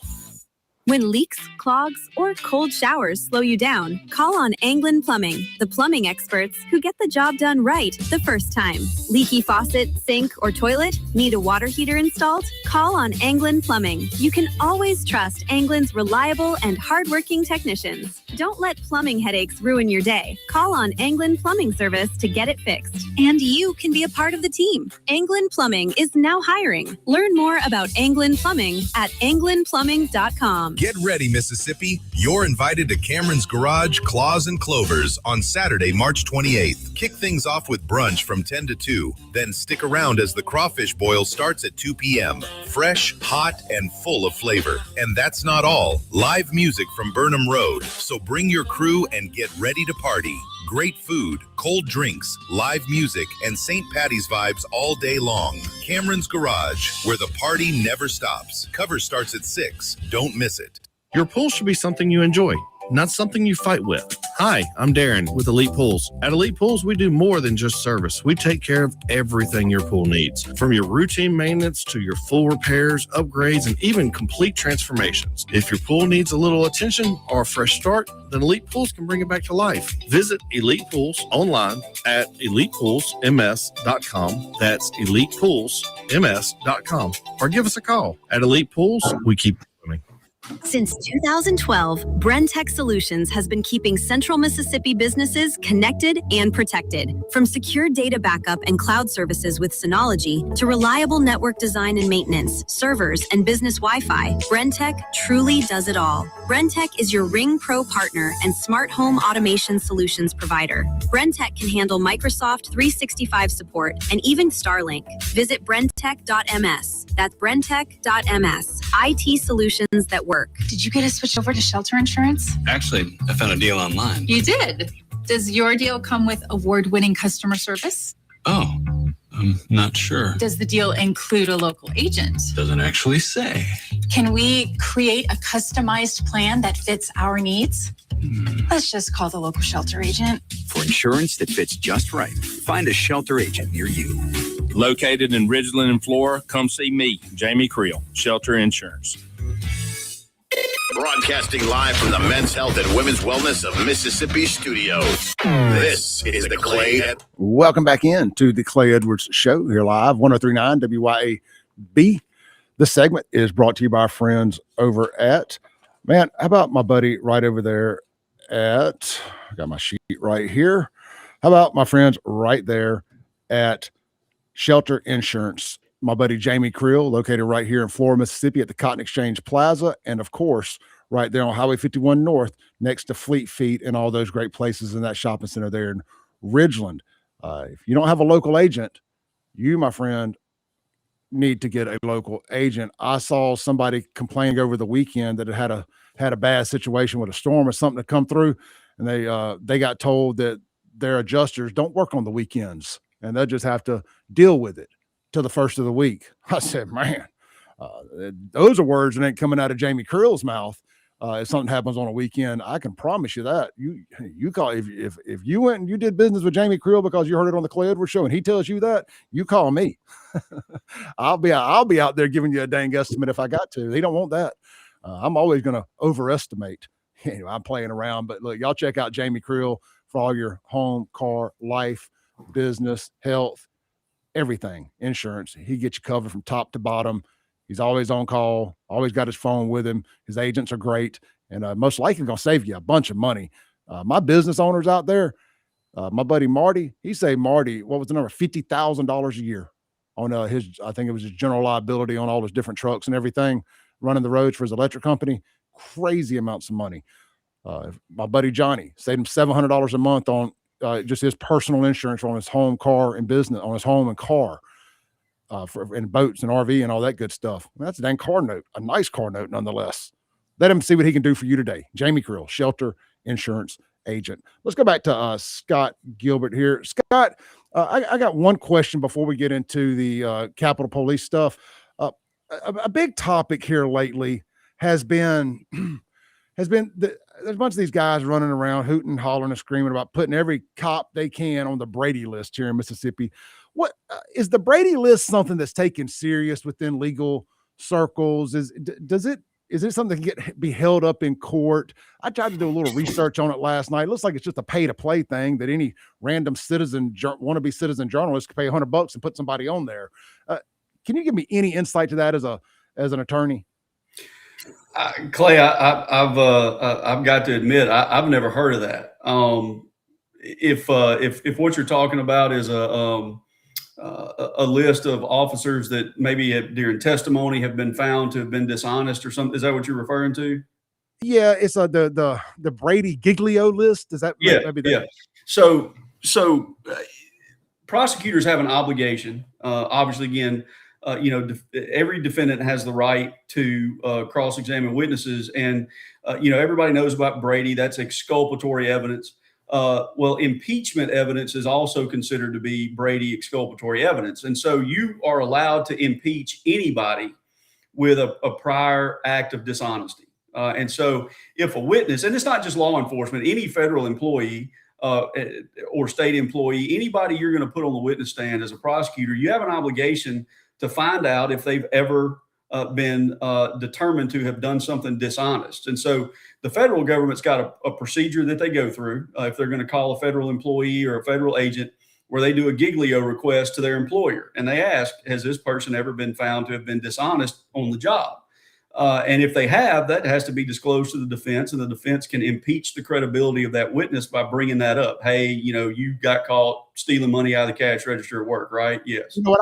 I've heard it referred to as being giglioed. I just put the two and two together now. Okay, yeah. It is. And giglio is it's a U.S. Supreme Court case that followed Brady, and so it's part of the line of Brady cases. But yeah, so prosecutors have an obligation to disclose impeachment evidence, and that includes for their witnesses. And so in the event and circumstance where a law enforcement officer may have been found by a judge to have testified falsely in the past, that has to be disclosed.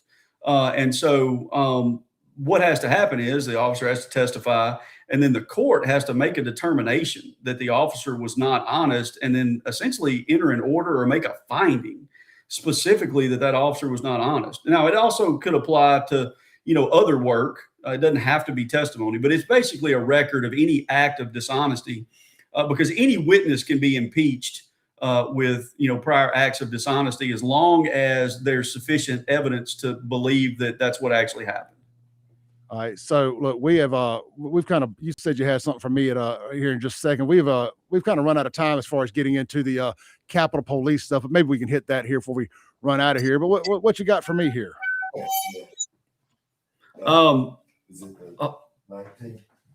Hang on just a second. Yeah. 19th. April 19th. All right. Well, let's book it. Vegas. No problem. Oh, I like it. I know what we got going on there. April 19th. That looked like Ted. That looked like Ted DiBiase Jr. in the background. Was he on the phone with Randy Orton? I don't know who he was on the phone with, but he's definitely booking some travel. I like it. We got 3 minutes here. Tell me this. We will circle back to the Capitol Police, Michael Rhinewalt, Jaylen Lewis thing.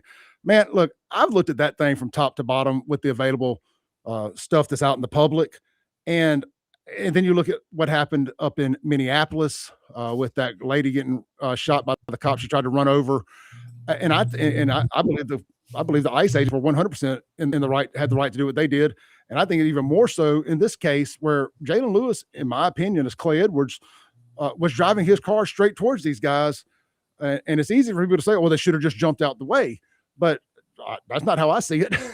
I think they were 100% within their rights to defend themselves. Well, obviously that case hasn't gone to trial, and so I'm not going to talk specifically about the facts of that case. But let me just tell you there's a general proposition in the law that a vehicle, it can be a deadly weapon, and we all as human beings and as citizens of the state of Mississippi, you don't have to wait until you're physically harmed to defend yourself. Again, this is just a general legal proposition.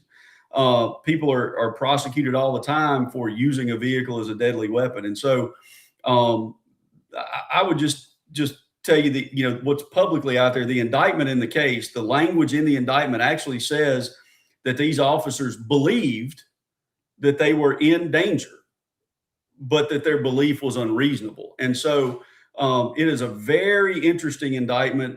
You don't see this very often. It's a theory called imperfect self-defense, and it's normally a jury instruction that a defendant will ask for if they're charged with murder, and they want to argue to the jury that they should only be convicted of manslaughter.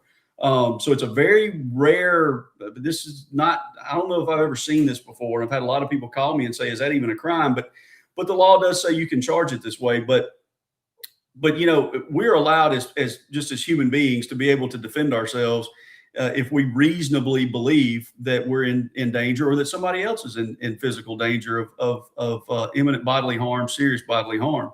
What I would do, there's this great video out of Bismarck, I think, that shows an officer being run over, and it's a lady in a parking lot. It's a very small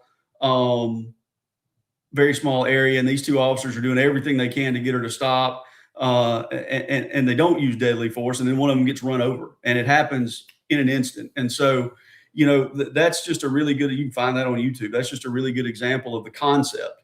But it's going to be interesting. We are set for trial, I think, sometime in May, and we'll let the testimony and the facts there speak for themselves.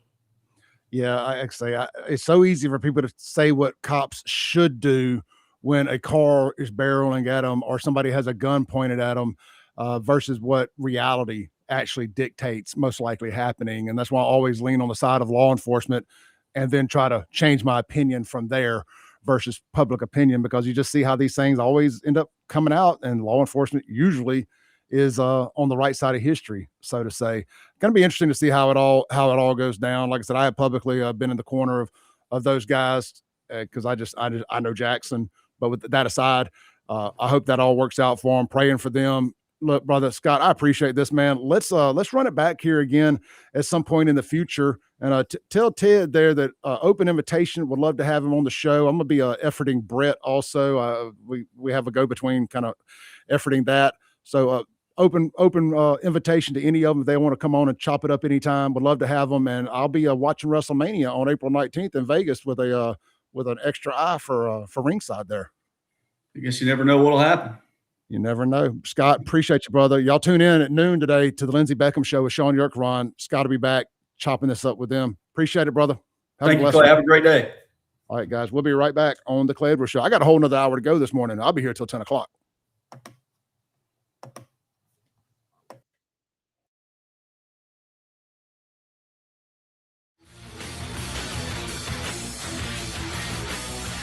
.1039 WYAB. Greetings. I'm Dr. Benny Tate, president of the Congregational Methodist Church denomination in Florence, Mississippi, and the pastor of Rock Springs Church in Milner, Georgia, inviting you to attend one of our services this week. Find a church near you at cm-church.org and be sure and listen every Sunday morning at 7:30 a.m.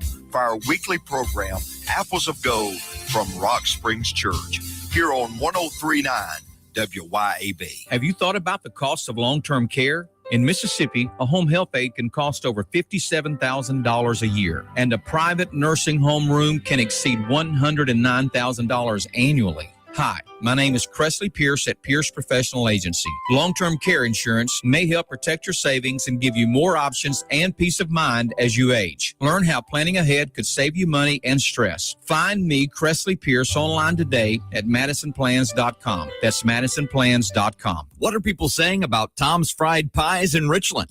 Tom's Fried Pies. And I made the mistake. I ordered one pie. I figured, you know what, I'll try Tex Mix. It was so good. Man, second go around, I ate the pecan pie. You will need a meat pie and a dessert one. Get both because they are off the hook. I went to Tom's Fried Pies today, and I'm going back. I tried the taco one, really good. When I go back, I'll bring some home. Tom'sFriedPies.com.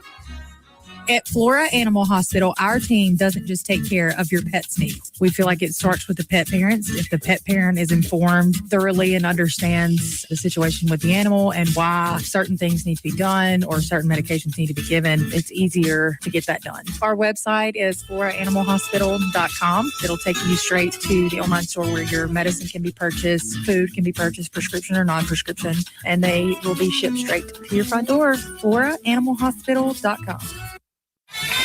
Here at Lake and Glass and Tint, we've become well known for two things: window tint and windshields. Now, when it comes to window tint, you already know that we're the go-to for home, car, and office. And as always, we offer free consultations. So if you're in the need of window tint or windshields, give us a call, 601-946-1000. Check us out on Facebook or Instagram or at lakeandglassandtint.com. Lake and Glass and Tint, where quality matters.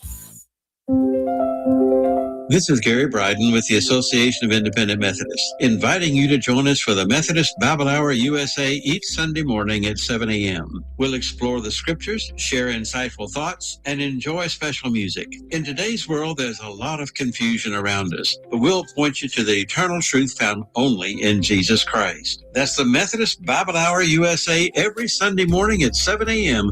on 103.9 WYAB. You can show your pride and patriotism in honor of the 250th birthday of this great nation by proudly flying a flag. And a complete flag source on I-55 in Jackson is the place to find it. All sizes for all purposes. And they have the official 250-year celebration flag. Have a look at CompleteFlags.com. That's CompleteFlags.com. The 19th Annual Township Jazz Festival is Saturday, April 11th in Ridgeland. 8 hours of live jazz, headlined by Grammy winner Nestor Torres. Also featuring the Tropic Owls from New Orleans, along with local favorites like the Vamps, Southern Comfort, the JSU Jazz Band, and much more. And admission still free. That's the Township Jazz Festival on Highland Colony Parkway in Ridgeland. Visit townshipjazzfestival.com. Broadcasting live from the Men's Health and Women's Wellness of Mississippi studios. This is the Clay Edwards Show. Welcome back in to the Clay Edwards Show, live here on 103.9 WYAB. Like a rock and roll show, just keeps on keeping on. We appreciate Scott Gilbert there, man. That was good stuff. And how about that special appearance by Ted DiBiase Jr. in the background, talking about booking something April 19th, Vegas. That's where WrestleMania is in Vegas that weekend. Did we just get a spoiler? Did we just break news on the Clay Edwards Show in the wrestling world? You never know what you're going to get here. Welfare fraud, wrestling, breaking news. We do it all. When we come back, we're going to talk about Pops Around the Corner, allegedly turning into a strip club over the weekend and more. We got Andrew Gosser in the studio. Be right back. Strip club over the weekend and more. We got Andrew Gosser in the studio. Be right back.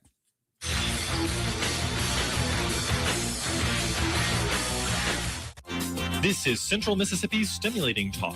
1039 WYAB, Pocahontas, Jackson.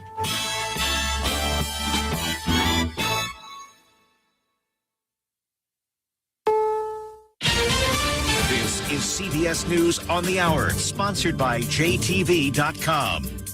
I'm Deborah Rodriguez. Wall Street's happy after President Trump did an about-face on tonight's deadline for Iran to reopen the Strait of Hormuz to energy shipping. The Dow is up 926 in early trading. Oil prices tumbling after he announced talks are going so well with Tehran, he's extending the deadline for 5 days. He's speaking at the airport in Palm Beach right now. We're doing a 5-day period. We'll see how that goes. And if it goes well, we're going to end up with settling this. Otherwise, we'll just keep bombing our little hearts out. Tehran denies talks with Washington about those oil and gas prices. Market Watch's Joy Wiltermuth. Even if everything stopped, the war stopped, there's still destruction that has happened to oil infrastructure in the Middle East. So it's going to take time. Obviously, you would have to have a safe passage to the Strait of Hormuz. And that's an uncertain point now today. A deadly crash on the tarmac at New York's LaGuardia Airport. An Air Canada regional jet hit a fire truck, killing the plane's 2 pilots. Transportation correspondent Chris Van Cleve. The controller cleared that fire truck to cross runway 4, then quickly realized that he had just put it on a collision course with this airplane, pleaded with that fire truck to stop, but it was too late. Timothy Henriksen was on another plane. I could see a plane propped up. It looked like it was almost like lifting off, but it was stationary. We got a really good view of the plane missing the whole front nose. ICE agents have begun arriving at U.S. airports. Their goal, according to the president, to help ease interminable lines forming since TSA officers started sicking out and quitting during the partial government shutdown. CBS's Skylar Henry is at the airport in Atlanta. We have already seen some of those ICE officers. As of now, they appear to be patrolling the lines outside of the checkpoints. The folks that we have spoken with say that they've been in line for hours already, and they still have a ways to go. Scotland Yard says it's treating an arson attack in London as a hate crime. I'm Vicky Barker in London. 4 ambulances belonging to Hatzolah, a Jewish volunteer charity, were set on fire. Community leader Mark Gardner says Hatzolah's paramedics help Jews and non-Jews. This attack is all the more sickening for the nature of what Hatzolah does in saving life. No one was injured, but exploding oxygen tanks in the burning ambulances blew out windows in nearby homes, forcing more than 30 residents to evacuate. Gas prices averaging $3.96 a gallon today. DoorDash is offering drivers with its debit cards 10% back on cash purchases. Usual rate is 2%. NASDAQ up 437. This is CBS News.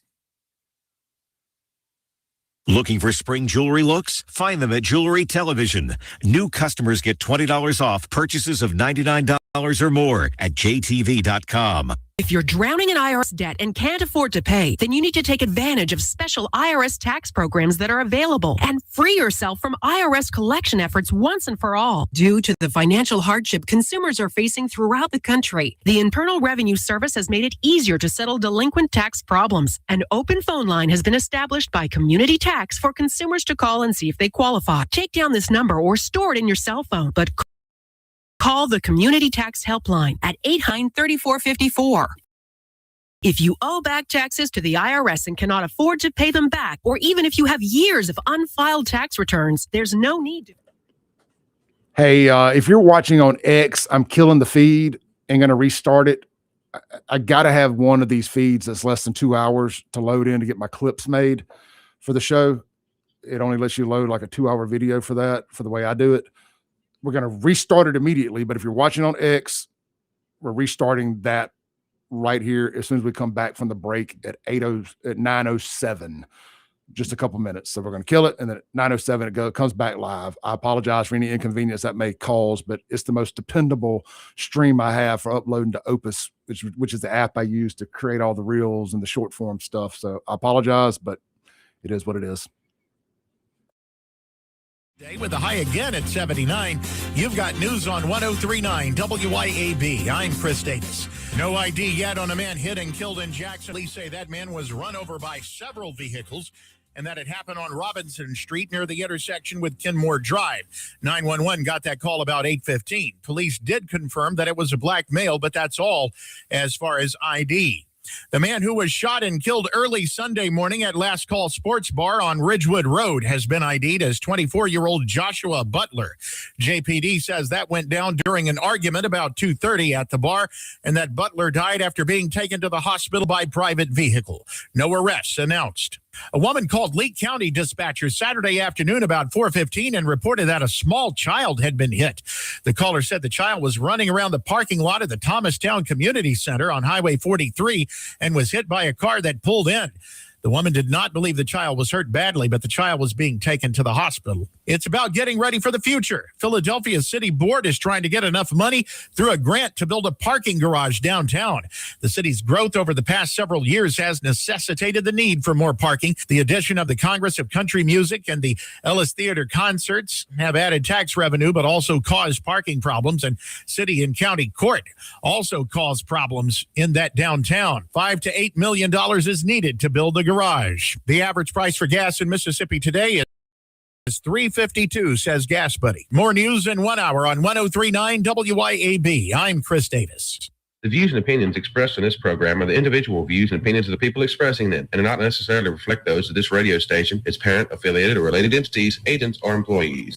Welcome to the Clay Edwards Show.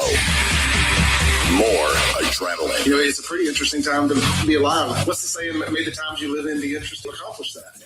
More testosterone for your morning drive. But when you know you've got a problem, how about tell people and be honest? What's going on? Going to war on cancel culture and bringing the spotlight on issues and topics from around the city of Jackson. I feel like Jackson, Mississippi. No one else wants to talk about. The whole system is corrupt and evil. It's unreal, and they don't care, and everybody knows that. It's just sad.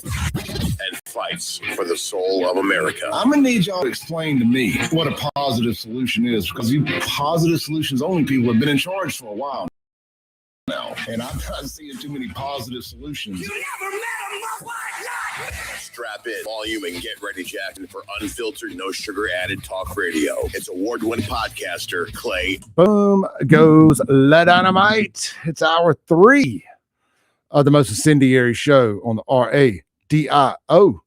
This is the Clay Edwards Show. I am, of course, Clay Edwards.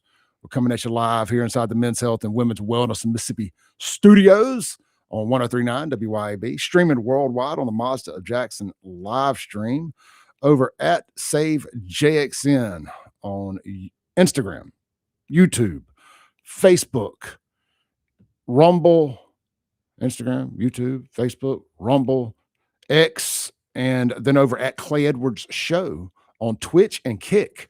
Welcome to the party, Twitch and Kick.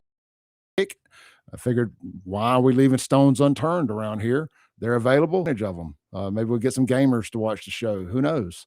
So we appreciate everybody. I've got Andrew Gosser now joining me, host of the Andrew Gosser Show here on 103.9 WYB from 10 to noon every Monday through Friday.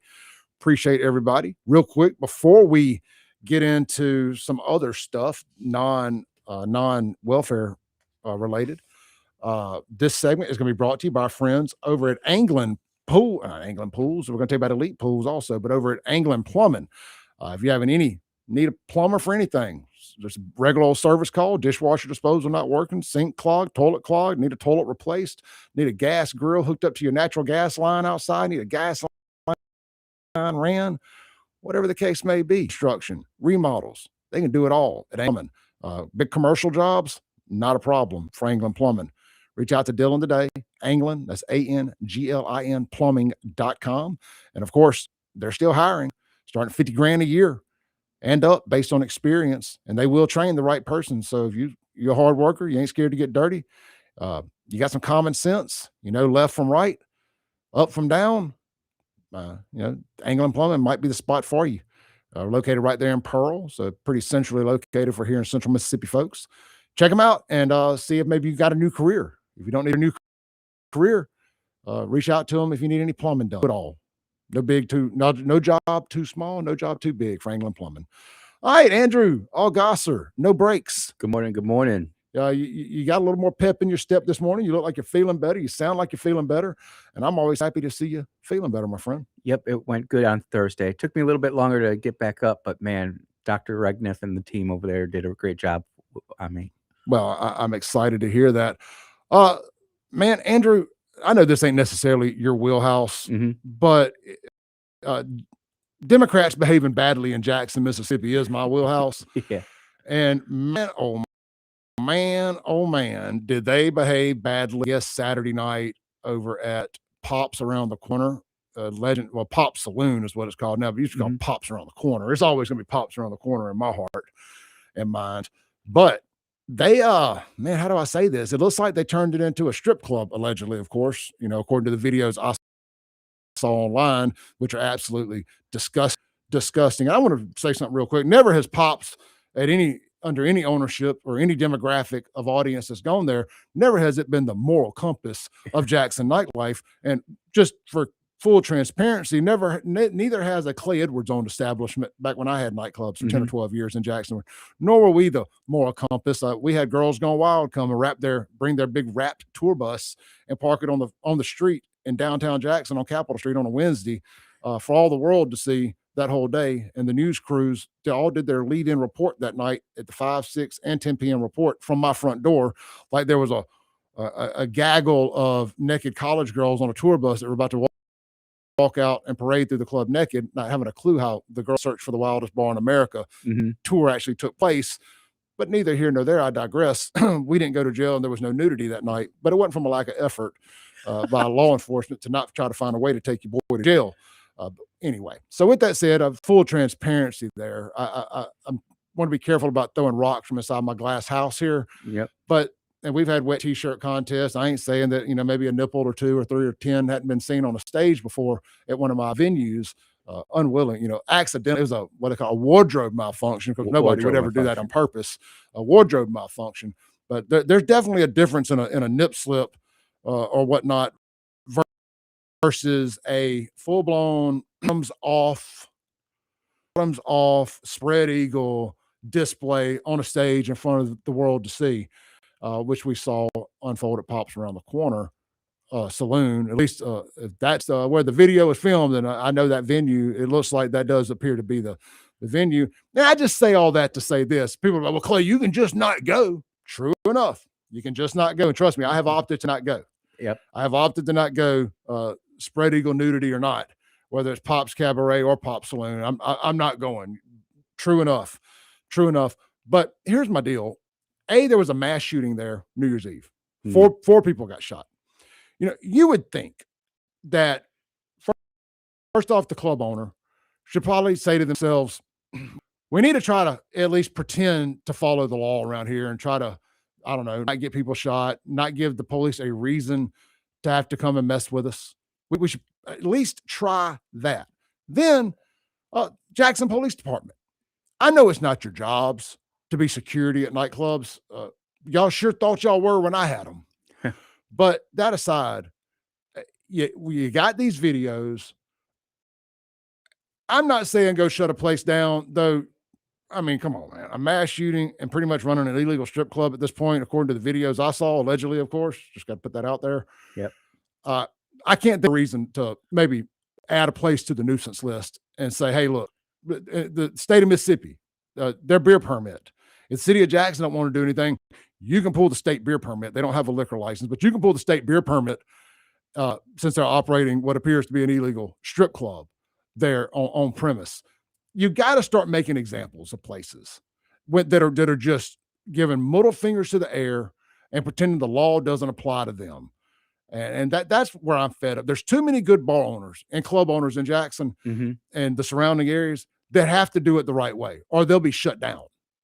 But for whatever reason, you get these outlaw establishments in Jackson that just don't think the rules apply. There was another club right around in downtown Jackson, liquor license, or was operating without a liquor license. And it was bringing chaos and carnage to downtown every Monday night and then some other nights throughout the week. And I looked forward to Tuesdays, I think it was, when all the videos of all the fights made it to the internet. Because people like content creators were going there just to film the brawls that were taking place out in the front of this place. And it's using up resources from the police having to come and waste time actually fighting crime to break up fights. It's wasting paramedic resources in a city that's already struggling with law enforcement and paramedics because people are being shot over here and there to have to come pick up people that got beat up. And I think it finally got, I don't know if it got shut down all the way, but it got its liquor license taken, or maybe it got shut down, whatever. So a little bit of, and it took other bar owners in the middle of the business district. It took them coming together to make that happen and having to raise enough hell with the mayor and the ABC and everywhere else to finally get this problem taken care of. Now, Pops is over in a more desolate area there in Jackson where they really ain't bothering no businesses around them over there. However, you still can't allow somewhere to, let's just say I own a legal strip club in Jackson and I have to follow all these rules. I had to have all these extra permits. All my dancers have to have these adult entertainers license. And again, whether you agree with all this morally or not, that's not what this conversation is about. If I'm Danny's downtown, or if I'm Babes, or any of the other legal establishments, and it costs you a lot of money to be able to operate and keep your permits and stuff and hold your girls to a different level of accountability and all of that stuff that's involved in that. But then just any old club can just say, you know what, we're just gonna be a strip club regardless of the rules and regulations, and damn the torpedoes. That's why you have to go and you have to make an example of places like that, because you have to protect your businesses that are doing it the right way. Again, whether you agree with those businesses' existence or not. Yeah, it's not so much like the type of business, whether it be a strip club or a regular club or a restaurant. It's about the culture and what does the culture want to enforce. Does the culture want to enforce law-abiding businesses, the laws and rules and regulations, or not? And the truth is we've got a new mayor, we've got a new police chief. I mean, this might be a DEI situation where they're just taking care of the girls. I look at this. I've talked about and ranted and raved about this. Our Department of Justice system, whether it be the federal, state, local level, just seems to be completely out of touch with the populace and what we want to have enforced. The things that they're wanting to enforce, Ted DiBiase Jr., perfect. Look at all the time, money, wasted resources on that compared to going after the real fraud that we have going on. And Shad White's done a good job of pointing out a lot of fraud. He pointed this out, and for whatever reason, the state wanted to go after Ted DiBiase Jr. Go ahead. I'm glad you brought that up. I need to circle back to a super chat where somebody asked a question about Shad. Go ahead. So for me, I look at this and it's Jackson, Hinds County, business as usual. They're going to take care of what they're going to take care of. They have absolutely no real commitment to trying to clean the place up. We've been very, very kind of John Horn in his first few months of office. I know that I've said, hey, let them figure out where the restrooms are, or let them figure out how to flip the light switch on and get stuff going. But, this DEI hire on the police chief, is anything going to happen from this? And I can just hear all my attorney friends saying, Andy, the wheels of justice turn slow. Give them time. They don't give you time when you screw something up, Clay. They'll be there instant, right on you, just like me. But when it's somebody else, when some of their friends, and Pops has been around for a long time, as I understand it, since the early 90s. You know, they've got all the wheels greased. That's been sold. Mm-hmm. You know, coming out of COVID, it got sold to a guy. Jacktown Bud was his name, and I used to do. He was a promoter, and I used to do some business with him when I had my club. Mm-hmm. His first party ever was at my club 105, and so he buys this place, and then he gets killed at a barbershop. His mom, black woman. Mm-hmm. I don't know if she ever wanted to be in the club business or she knew how to be in the bar business. I don't know, you know, but she's in it now, and she's been in it a while, and she's even expanded and bought another one out on the reservoir. So she's in the bar business, full blown here. She's not just accidentally in it anymore. You got to do better. The city has to demand accountability of people, and you wonder why people look at Jackson and roll their eyes on everything. It's because what's not acceptable in Jackson. Like, that's why I call it culture, right? You brought up culture. Yeah. It's a culture of just immoral corruption, degradation, and everything. And look, and I'm not one of these people. I sin. Look, I go out of town. I go on Bourbon Street. I might wander in a strip club for a minute. Oh, how did I get here? You know, make it rain a little bit for a second. I'm not opposed. I'm not one of these people. I'm not going to sit here and tell you, but I don't want to go into a random bar that's got that kind of nonsense going on, because if they're allowing that, what the hell else are they allowing in here? Yep. What kind of drugs are coming through here? How many guns are in here right now on people other than, and on all my Second Amendment guys, oh, you mean we'll go over the gun? Well, look, if I feel like I got to take my gun in, I ain't saying I don't take my gun in a lot of places, but if I get asked not to, I'm just going to put it in the car or I'll leave. One or the other. I'm not going to make a fuss about it, because at the end of the day, I don't know that I don't believe that you should have a gun in somewhere that serves alcohol. You know, but as long as everybody is held to that same standard. Absolutely. It's like the Brandon Amphitheater. I don't mind not having my gun at the Brandon Amphitheater, because I know everybody in there is held to that same standard. And you would think that the security would be able to make sure that standard is enforced. It is. And at this situation here, you've got a woman bar owner who's exploiting women and girls with a woman DEI police chief in a town that promotes DEI. This is just the standard for Jackson. Yep. It is sad. It's really sad, because I'm telling you, as somebody who's moved from out of state into state, there is so much potential here, but it's just rotting away because we won't hold even the bare minimum standards for a decent society. And I'm not saying, you know, you've got the strip club and all. I'm not saying that. I'm just saying, if the law is you're driving on the right side of the road, you drive on the right side of the road. If the law says that you stop at a red light, then you stop at a red light. And in Jackson, look, me and Kingfish were talking about it the other day. In Jackson, if you're stopped at a red light and you're about to go, you better acknowledge the 3 to 5 second rule and look both ways. And because they're running them around here like crazy. And I'm not just using Jackson as a punching bag here. That is real talk. If you're just, you know, if you roll up on a light that's red, and it turns green quick, son, you better keep your head on a swivel, especially in these downtown areas like Fortification, State Street, that area, Woodrow Wilson State up through there, where people can come flying through.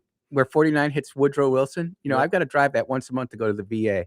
And that 3 to 5 second rule is real, because they're coming down Woodrow Wilson. I'm getting the green light, and I'm literally looking to my left, and he does not even see the light. Zoom, right through. Absolutely.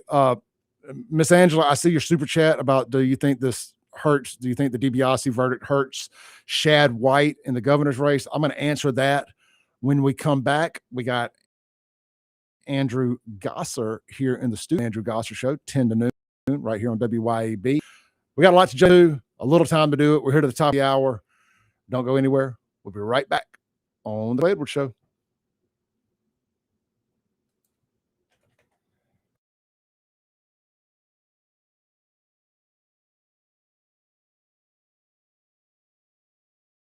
Keep it tuned here to 103.9 WYAB. Your pool should be something you enjoy, not something you fight with.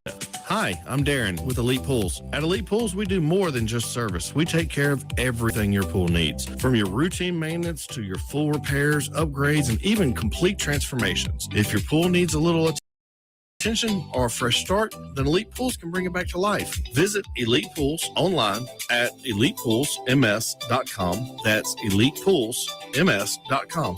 Or give us a call. At Elite Pools, we keep you swimming. Have you been injured through no fault of your own? Do you know your rights? Don Evans does. Do you really believe that the insurance company would disclose all information to you? Don Evans will make sure that you are fully informed. It costs nothing to discuss your case. From car wrecks to malpractice, Don Evans will make you and your family whole again. Don Evans won't ever charge unless he collects for you. Call Don for a free, no-obligation consultation at 601-969-2006. Americans for Prosperity is Mississippi's and the country's leading grassroots organization dedicated to promoting economic freedom and personal liberty. Americans for Prosperity advocates for limited government, free market policies, and empowering individuals. When given freedom and opportunity, Americans are capable of extraordinary things. If you are ready to make a difference in our community and want to get involved, AmericansForProsperity.org. Be a part of positive change at AmericansForProsperity.org. Paid for by Americans for Prosperity. Here is what real customers have to say about Roeder's Plumbing Service. This is Leah. I wanted to tell people what a wonderful job Roeder's Plumbing did for me recently. I called, Chris Roeder answered the phone. He had somebody out in no time. They fixed me real fast. I couldn't believe they came out here like that. That's all I can say. Plumbing problems? You need Roeder's Plumbing. Visit roedersplumbing.com today. You can hear from Stonington Farm grass-fed beef. Here in South Miss Stonington Farm, our steers are grass-fed and grass-finished. No grain, no hormones, no antibiotics, no mRNA vaccines. Our grass-fed and grass-finished beef is straight from our farm to your table. Find us on Facebook, Instagram, and at StoningtonFarm.com. That's StoningtonFarm.com with 2 N's. And we deliver every 4 weeks to the Jackson area. We are the grass-fed difference. From a cabin on a creek to a field where the big bucks sneak. Oh, yeah! Tom Smith Land and Home. Find your place where your roots can grow. From hunting ground to your front door key, call the landman of Mississippi. Tom Smith Land and Home. Yeah, the landman's who you need. Brought to you by Tom and Ellen Smith. Tom Smith Land and Homes. That's it. Even with interest rates higher than recent norms, real estate values are still holding strong in Mississippi. We caught up again with one of Mississippi's top real estate agents, Shane Saxon, to explain his recent activity in the market. In the last year or so, it's been the best of my career. Interest rates have been high, but the real estate market is here to stay. Land values especially are continuing to rise. Home values are holding. If you need help with anything in real estate, just give me a call. Find Shane Saxon on Facebook or give him a call at 601-540-5040. Hopper Property, 601-724-1435. Yazoo Valley Electric Power Association wants you to stay away from downed power lines. Downed power lines carry the risk of deadly electric shock, even if the broken wire is not sparking. If a wire is crossing a road or driveway, avoid the area and keep others away. If you see a downed power line, back away and call your utility company or 911. When you call, be prepared to provide the specific address or location of the downed power line so a repair crew can get there as quickly as possible. This safety message brought to you by Yazoo Valley Electric Power Association. Broadcasting live from the Men's Health and Women's Wellness of Mississippi studios. This is the Clay Edwards Show. Welcome back into the Clay Edwards Show.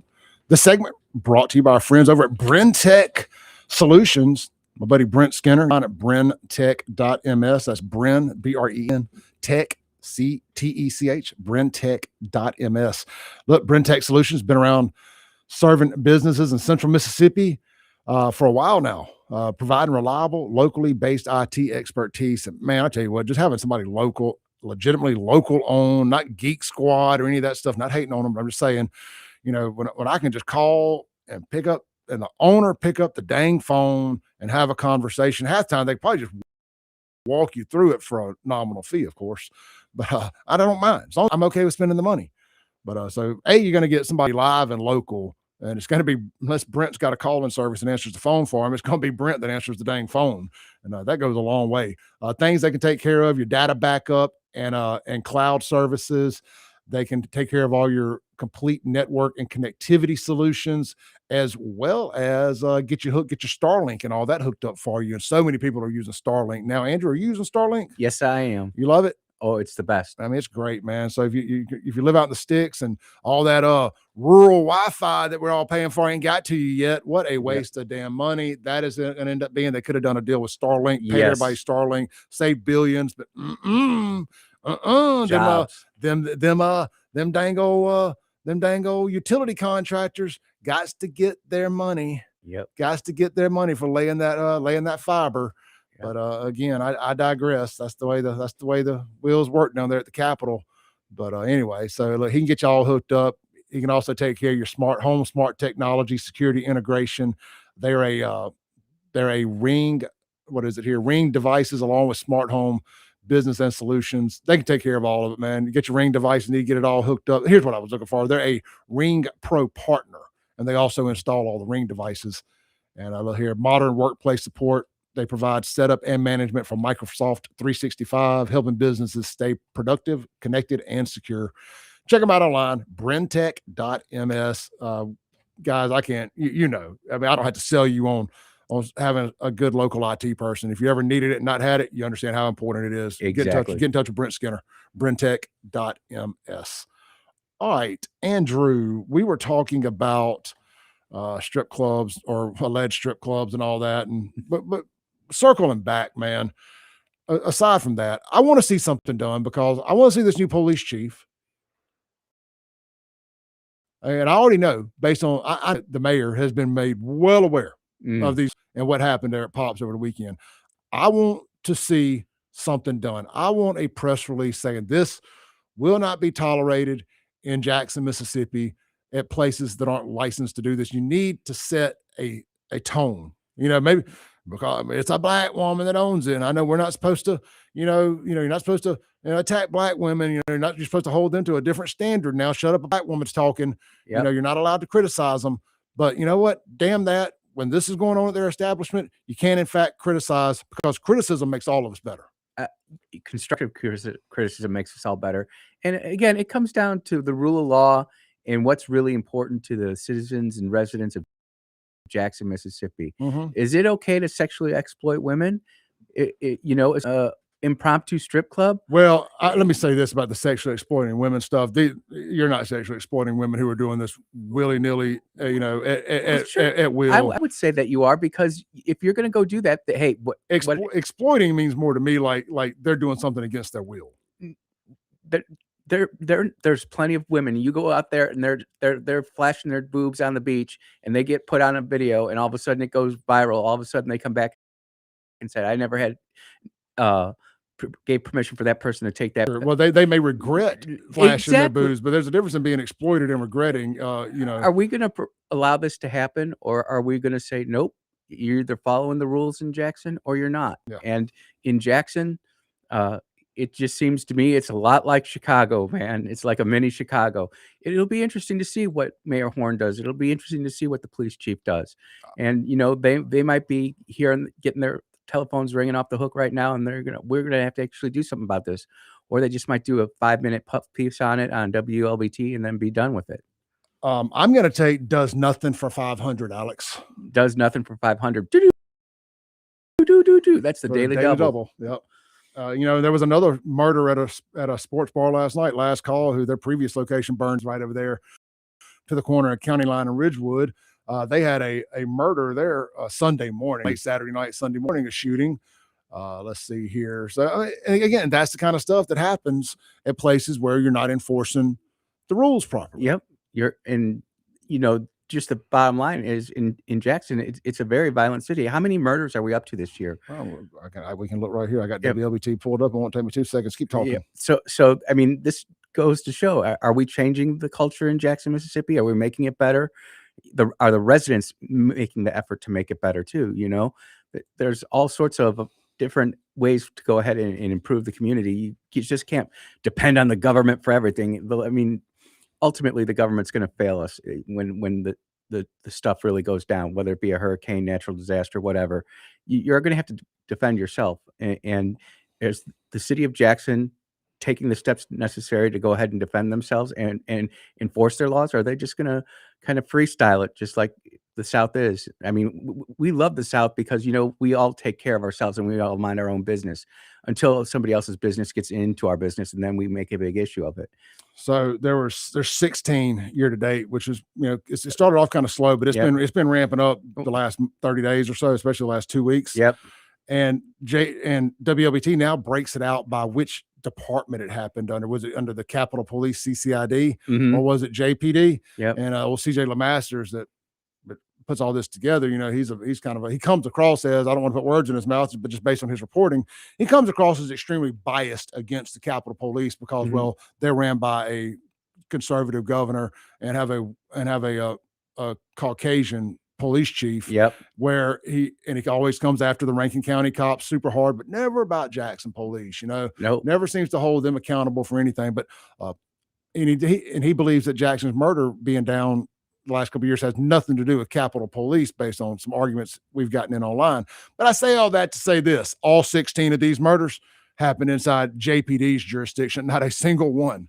If WLBT's reporting is correct, and if nothing else, I'll give CJ this. I mean, he's a good reporter. He's a good journalist when he is journalizing on things that I find relevant. 0 homicides inside the CCID. Well, that just goes to show you that whatever they're doing inside CCID is working. Yeah, actual policing. Yep. They don't have a no pursuit policy. They don't have a criminals or voters too policy. I'll tell you what, the options are there for Jackson to fix itself. It's not going to happen overnight, but they're given the blueprint for how to implement some tools to help them improve their neighborhoods. Whether or not they actually go ahead and do that, well, that's to be determined. Let's take a break. When we come back, I want to talk about, I know me and you kind of go back and forth on these street preachers. Yep. I want to talk about the Supreme Court cracking the window open for them to continue doing their thing. Oh, let's do it. Let's do that when we come back. This is the Clay Edwards Show. Got Andrew Gosser here in the studio. We'll be right back. 103.9 WYAB.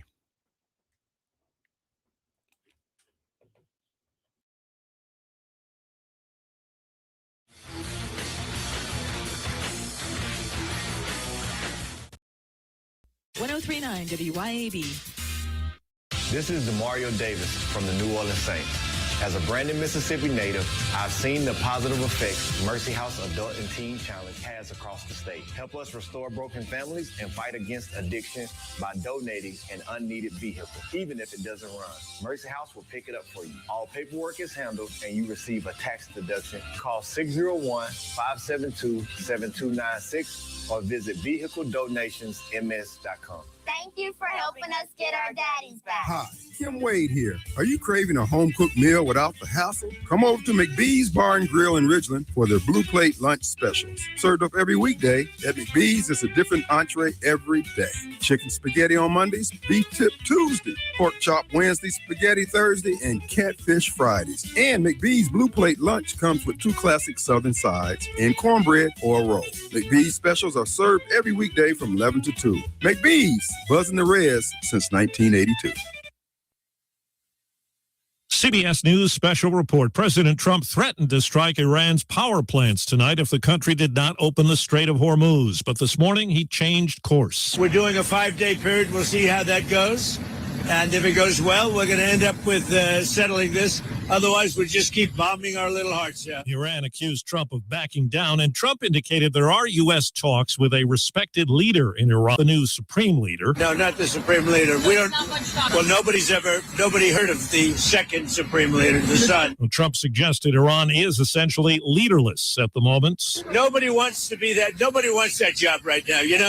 Nobody's exactly looking forward to being the head of that particular country, but perhaps we'll be able to solve that problem. All this news about the war today helped revive the stock market. The Dow Jones Industrial Average up about 2%. CBS News special report. I'm Steve Kathan. Looking to make technology work for your business instead of the other way around? Visit brentech.ms today. From reliable network infrastructure and wireless internet to cloud or on-premise backups, Brentech has solutions that connected, secure, and running smoothly. Don't let tech headaches slow you down. Discover how Brentech can simplify and elevate your business at brentech.ms. That's brentech.ms. Brentech, technology made easy. Efficient and trouble-free payroll processing is crucial to a business's success, and a lot of businesses are struggling with it. PeopleLease, a local payroll provider, not only offers top-of-the-line software, but also provides on-demand payroll support services. With PeopleLease, you're own at every step of your payroll process. PeopleLease has the expertise in managing payroll challenges and will work hard to understand your business and employees. That's what makes PeopleLease the perfect choice for you and your business. Learn more online at peoplelease.com. I'm speaking with Lee Bounds of Rapid Rate Mortgage. Why is Rita Jensen the type of real estate professional you are looking for? As a mortgage professional, I look for making transactions easier, and Rita Jensen with Rematch Connection is a prime example of that. Her attention to detail, her strong communication skills really help us as a mortgage company make everything smooth. From start contract to close, she helps me. RitaJensen.net. Ladies, tired of running on empty, sleepless nights, mood swings, stubborn weight, skin that has lost its glow? It is not just getting older. It is your body begging for help. Hey, y'all. I'm Morgan at Women's Wellness in Mississippi. We bring it all together. Hormone therapy, med loss, and the latest, greatest aesthetic treatments like facials, lasers, Botox, and so much more. This is where wellness and beauty meet so that you can feel amazing inside and out. At Women's Wellness in Mississippi, the best version of you is waiting right around the corner. Broadcasting live from the Men's Health and Women's Wellness of Mississippi studios. This is the Clay Edwards. Welcome back into the Clay Edwards Show. This segment brought to you by our friends over at, man, how about our friends right there at Cowden Electric? Reach out to Marty and his team today, Cowden, Cowden, electric.com, and let them get you an estimate on adding a emergency generator to your home. They can do the full size ones that, power the whole house. As soon as the power cuts off, they're on within seconds. Or if you're like me, maybe you're renting, maybe you just can't afford that. And there's no shame to be able to say, you know what, I can't make that into my house right now. I'm paying on these cars, got a kid in school, whatever the case may be. No shame in your game. But maybe you can't afford another option, and that is just dropping down some cords that tie directly into your, I call it like cam locks. That's not what it is, but that's just where my brain goes. But you get this cord that drops down for you to plug your extension cord into, and it's tied into certain breakers. So you kind of decide what is most important for you to have if your power goes out. Maybe you have somebody in the house that's some medical equipment. You never know how long the power could be out. The backup batteries only last so long. Maybe you got thousands upon thousands upon thousands of dollars in processed deer meat in a deep freeze or two or three. Maybe you're like me and can't live without air conditioning. And I don't know about y'all. That's the internet and air conditioning are my two deal breakers. And a way for me to charge my phone. Priorities, people, priorities. But anyway, you can pick and choose what you want to work, and you can just get a portable generator. Now, I recommend speaking with Marty first and letting him tell you what size portable generator you're going to need to make all that work, because you don't want to go buy the wrong one and need to go exchange it or whatever. But anyhow, with that said, they can do that. We're getting into storm season here. Mm-hmm. Let them get you protected. I mean, I'm thinking about adding it to my rental house. I know it's an expense on my end, but you know what? I can live with it, because not a full-blown generator, but getting the drop downs for my portable generator, because I don't want to be without air conditioning and internet and everything else. So anyway, I'm looking at that, but they can also do anything else. Can do any basic service calls you got. Come replace breakers, add a ceiling fan. Add some. Add you some outlets. They can do new construction, complete remodels. No job too big, no job too small for Cowden Electric. They operate within the state of Mississippi. So wherever you're at, if you're up in 2-3 hours away from here, you want to get an estimate done on a big generator install. Some of that can be done by phone. He doesn't actually have to come up there and put his eyes on everything. But if you can, you need to get him to come put his eyes on it and kind of read. So just be mindful of that. It's hard for him to get away and go do a free estimate 3 hours away. So just be respectful of that thought. But that's just me talking to you. That ain't him. Anyway, at CowdenElectric.com, locally owned, locally operated, been in business now, I think it's close to 60 years. Second generation owner. His dad did it forever, retired, then passed away just a couple years ago, and Marty took over full time. So Cowden Electric. All right, Andrew, throwing an audible here real quick, guys. Yep. I saw something on Facebook that really bothered me. I'm being serious here too. Buddy of mine, or guy, I hate buddy may not be the right word, but just a guy that I've known for a long, long time. We didn't go to school together, but basically did, because I should have been at Forest Hill, but I got sent to Byram. He went to Forest Hill. We always had parties at his parents' house. His sister is a friend of mine. She works for one of our good sponsors. I say a friend. She's an acquaintance of mine. I've known her for a long time. I'm not going to put her all their information out there like that. But anyway, Eddie, man, he was adopted from the Philippines, him and his brother years ago. Now his brother actually, I don't know, they married, or he's been with my cousin for years. I don't know if they're married or not, but he's basically family is what I'm trying to say here. Gotcha. Well, he's being deported back to the Philippines. Because he's from here, lived here his whole life, for the better part of his whole life. They were brought over here as kids. I want to say the parents, if I get any of this information wrong, I apologize. I want to say his parents were missionary people. I brought him back here. And I was talking to his sister the other day, and a couple months ago, when I found out that he'd been in a ICE detention center down in like New Orleans or something for months. And, he's got a little hiccup with the law. Something happened that, he wasn't aware of, but whatever it happened, I'm not going to put all that out there. But because of that hiccup with the law and the fact that they're having a hard time proving his citizenship for some reason, even though he was legally adopted and brought here, he's never, past a super, super young age, been to the Philippines. He's full American speaking, the whole 9 yards. And they are deporting him back to the Philippines. I'm just going to read his message here. Yep. And this is where I tell y'all that I am a human. And I am conflicted on a lot of this stuff. And I brought this up the other day when we talked about the guy that was wanted to get married at an ICE facility in North Mississippi. And he's being deported, even though he got brought over here at like 5 months old by his mom from, I think, Cuba maybe. Anyway, but he says, well, look, I have some bad news. Apparently some of y'all already know, and I can't hold it any longer this week. And this weekend is my last days here. They're sending me back to the Philippines. So please, if anybody who wants to send prayer, I appreciate that. I really do love every person I met in my life. And man, it's really sad, dude. I mean, I saw him out. I went out to the Shuckers Crawfish Bowl last weekend and ran into him. And then we stopped by Shuckers for just a minute Saturday, just to get in and have a quick beer and say hey to some folks and stuff. And I saw him in there, spoke to him for just a brief second. And it's just a sad situation when and this is the part of this, all these deport everybody thing that I don't like, is you got somebody that's been here the better part of their whole life. They were brought here legally. Yep. And I know people will say, well, he did something illegally. After he found out, I give you all that. I won't argue with you, but he's a U.S. citizen. But apparently there's some screw up with the adoption papers, and they have worked the system the best they can work it to try to prove all this. And they're just coming up short. And then you're going to send a guy and drop him off in a foreign country that he's basically never been to and say, figure it out. Yep. We gotta do better than that.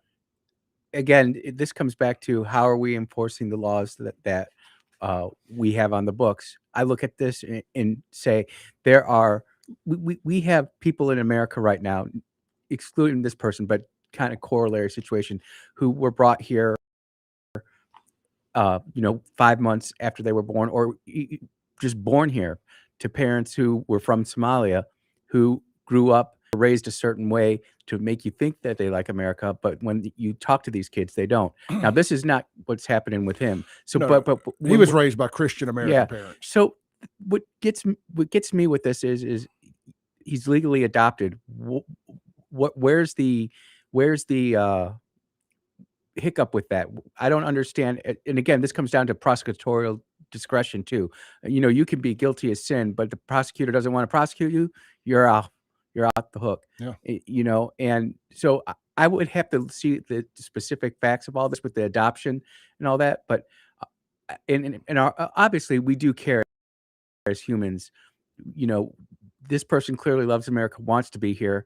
I mean, there was just that story that I think dropped today about the Mexican who self-deported, and 2 weeks later he's right back legally. So, I mean, we need more facts on this, but again, this just seems like there's something not adding up to why would they want to boot him out of the country? I'm taking everything at face value. Yeah. You know, based on the conversation I had with his sister, and I didn't even bring it up with him. Just wasn't no point in. I saw him back here. I thought everything was good. He was out of the detention center. Yep. You know, I figured that, well, they let him out, so he's good. Yeah. But, you know, as I was going to say, I guess that one hits a little different when it puts a face on it or somebody you know. Absolutely. Does he even speak Tagalog? I have no idea. I mean, that's got to be something too, you know.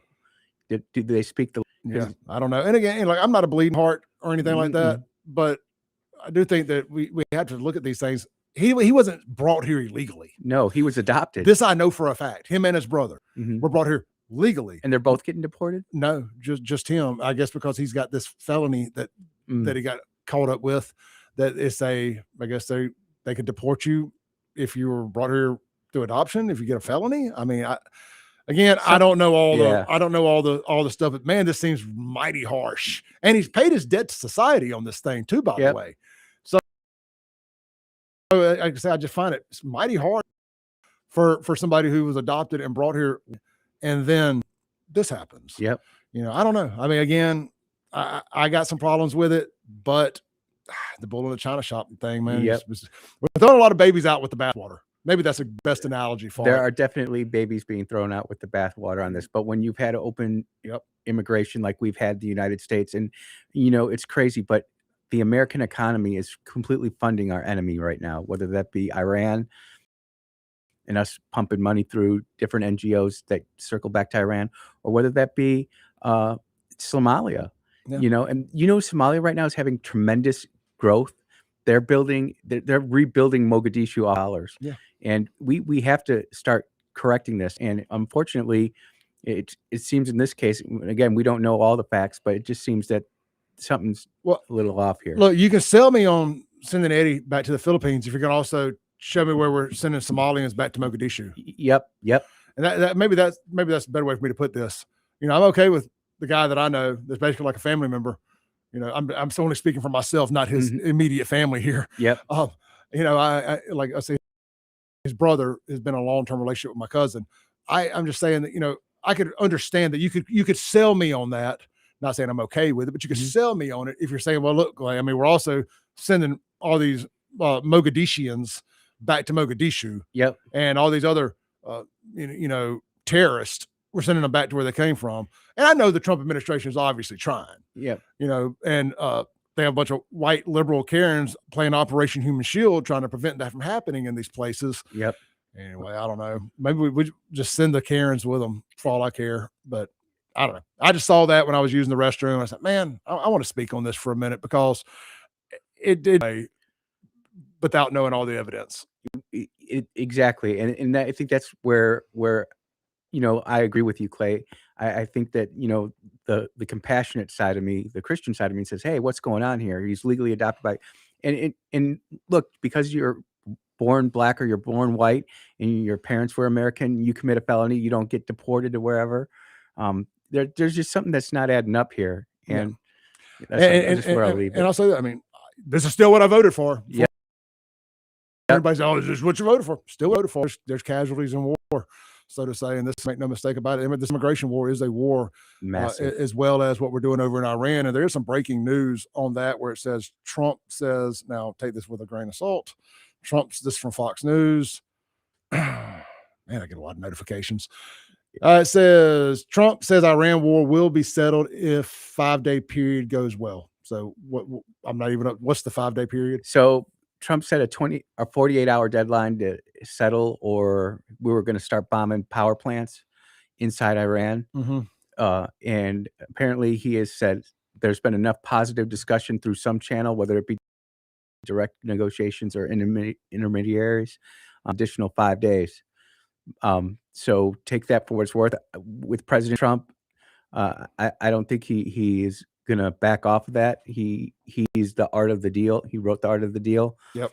And, you know, we're going to talk about that on my show a lot, actually. We're going to talk about the application of air power and how it works and what it's really great at and what it's not really great at. Well, if And- there's not a regime change in this thing, was it even worth doing all this? I guess we The short answer is yes, Clay, because when you look at their intercontinental ballistic missile technology, Yeah. and everybody's saying, "Oh, one fell in the ocean, the other one got intercepted."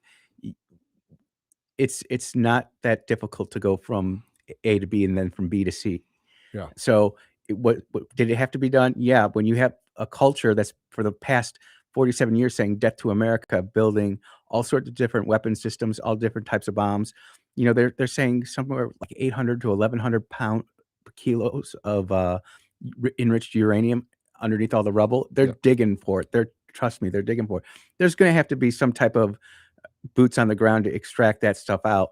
But was it worth it? Yeah. Do we want to do it? No. Nope. And that's what we're going to kind of talk about. And I'm but I got to pose the question Absolutely out there. Yeah, I'm in the camp that are absolutely worth it. You've disarmed an enemy. Yep. I mean, even if they're still in, there has been regime change. Now we got the Ayatollah. Oh yeah, allegedly. And, well, here's the other thing too. Don't forget, Iran fought the United States through its proxies of Islamic Jihad, Hamas, and Hezbollah. So the terrorist organizations can go around and act the fool, and Iran got to sit there and say, "Oh, it wasn't us. It wasn't us." Well, yeah, but you're sitting there funding all their leaders and commanders. All right, Andrew, you'll be up next here at 10:07. Yep. Andrew will be in the studio. I'm going to come back, land the plane for the day. Don't go anywhere. We'll be right back here on the Clay Edwards Show.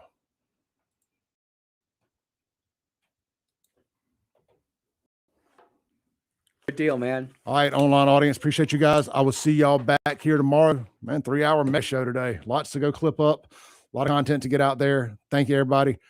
Y'all be blessed. Peace.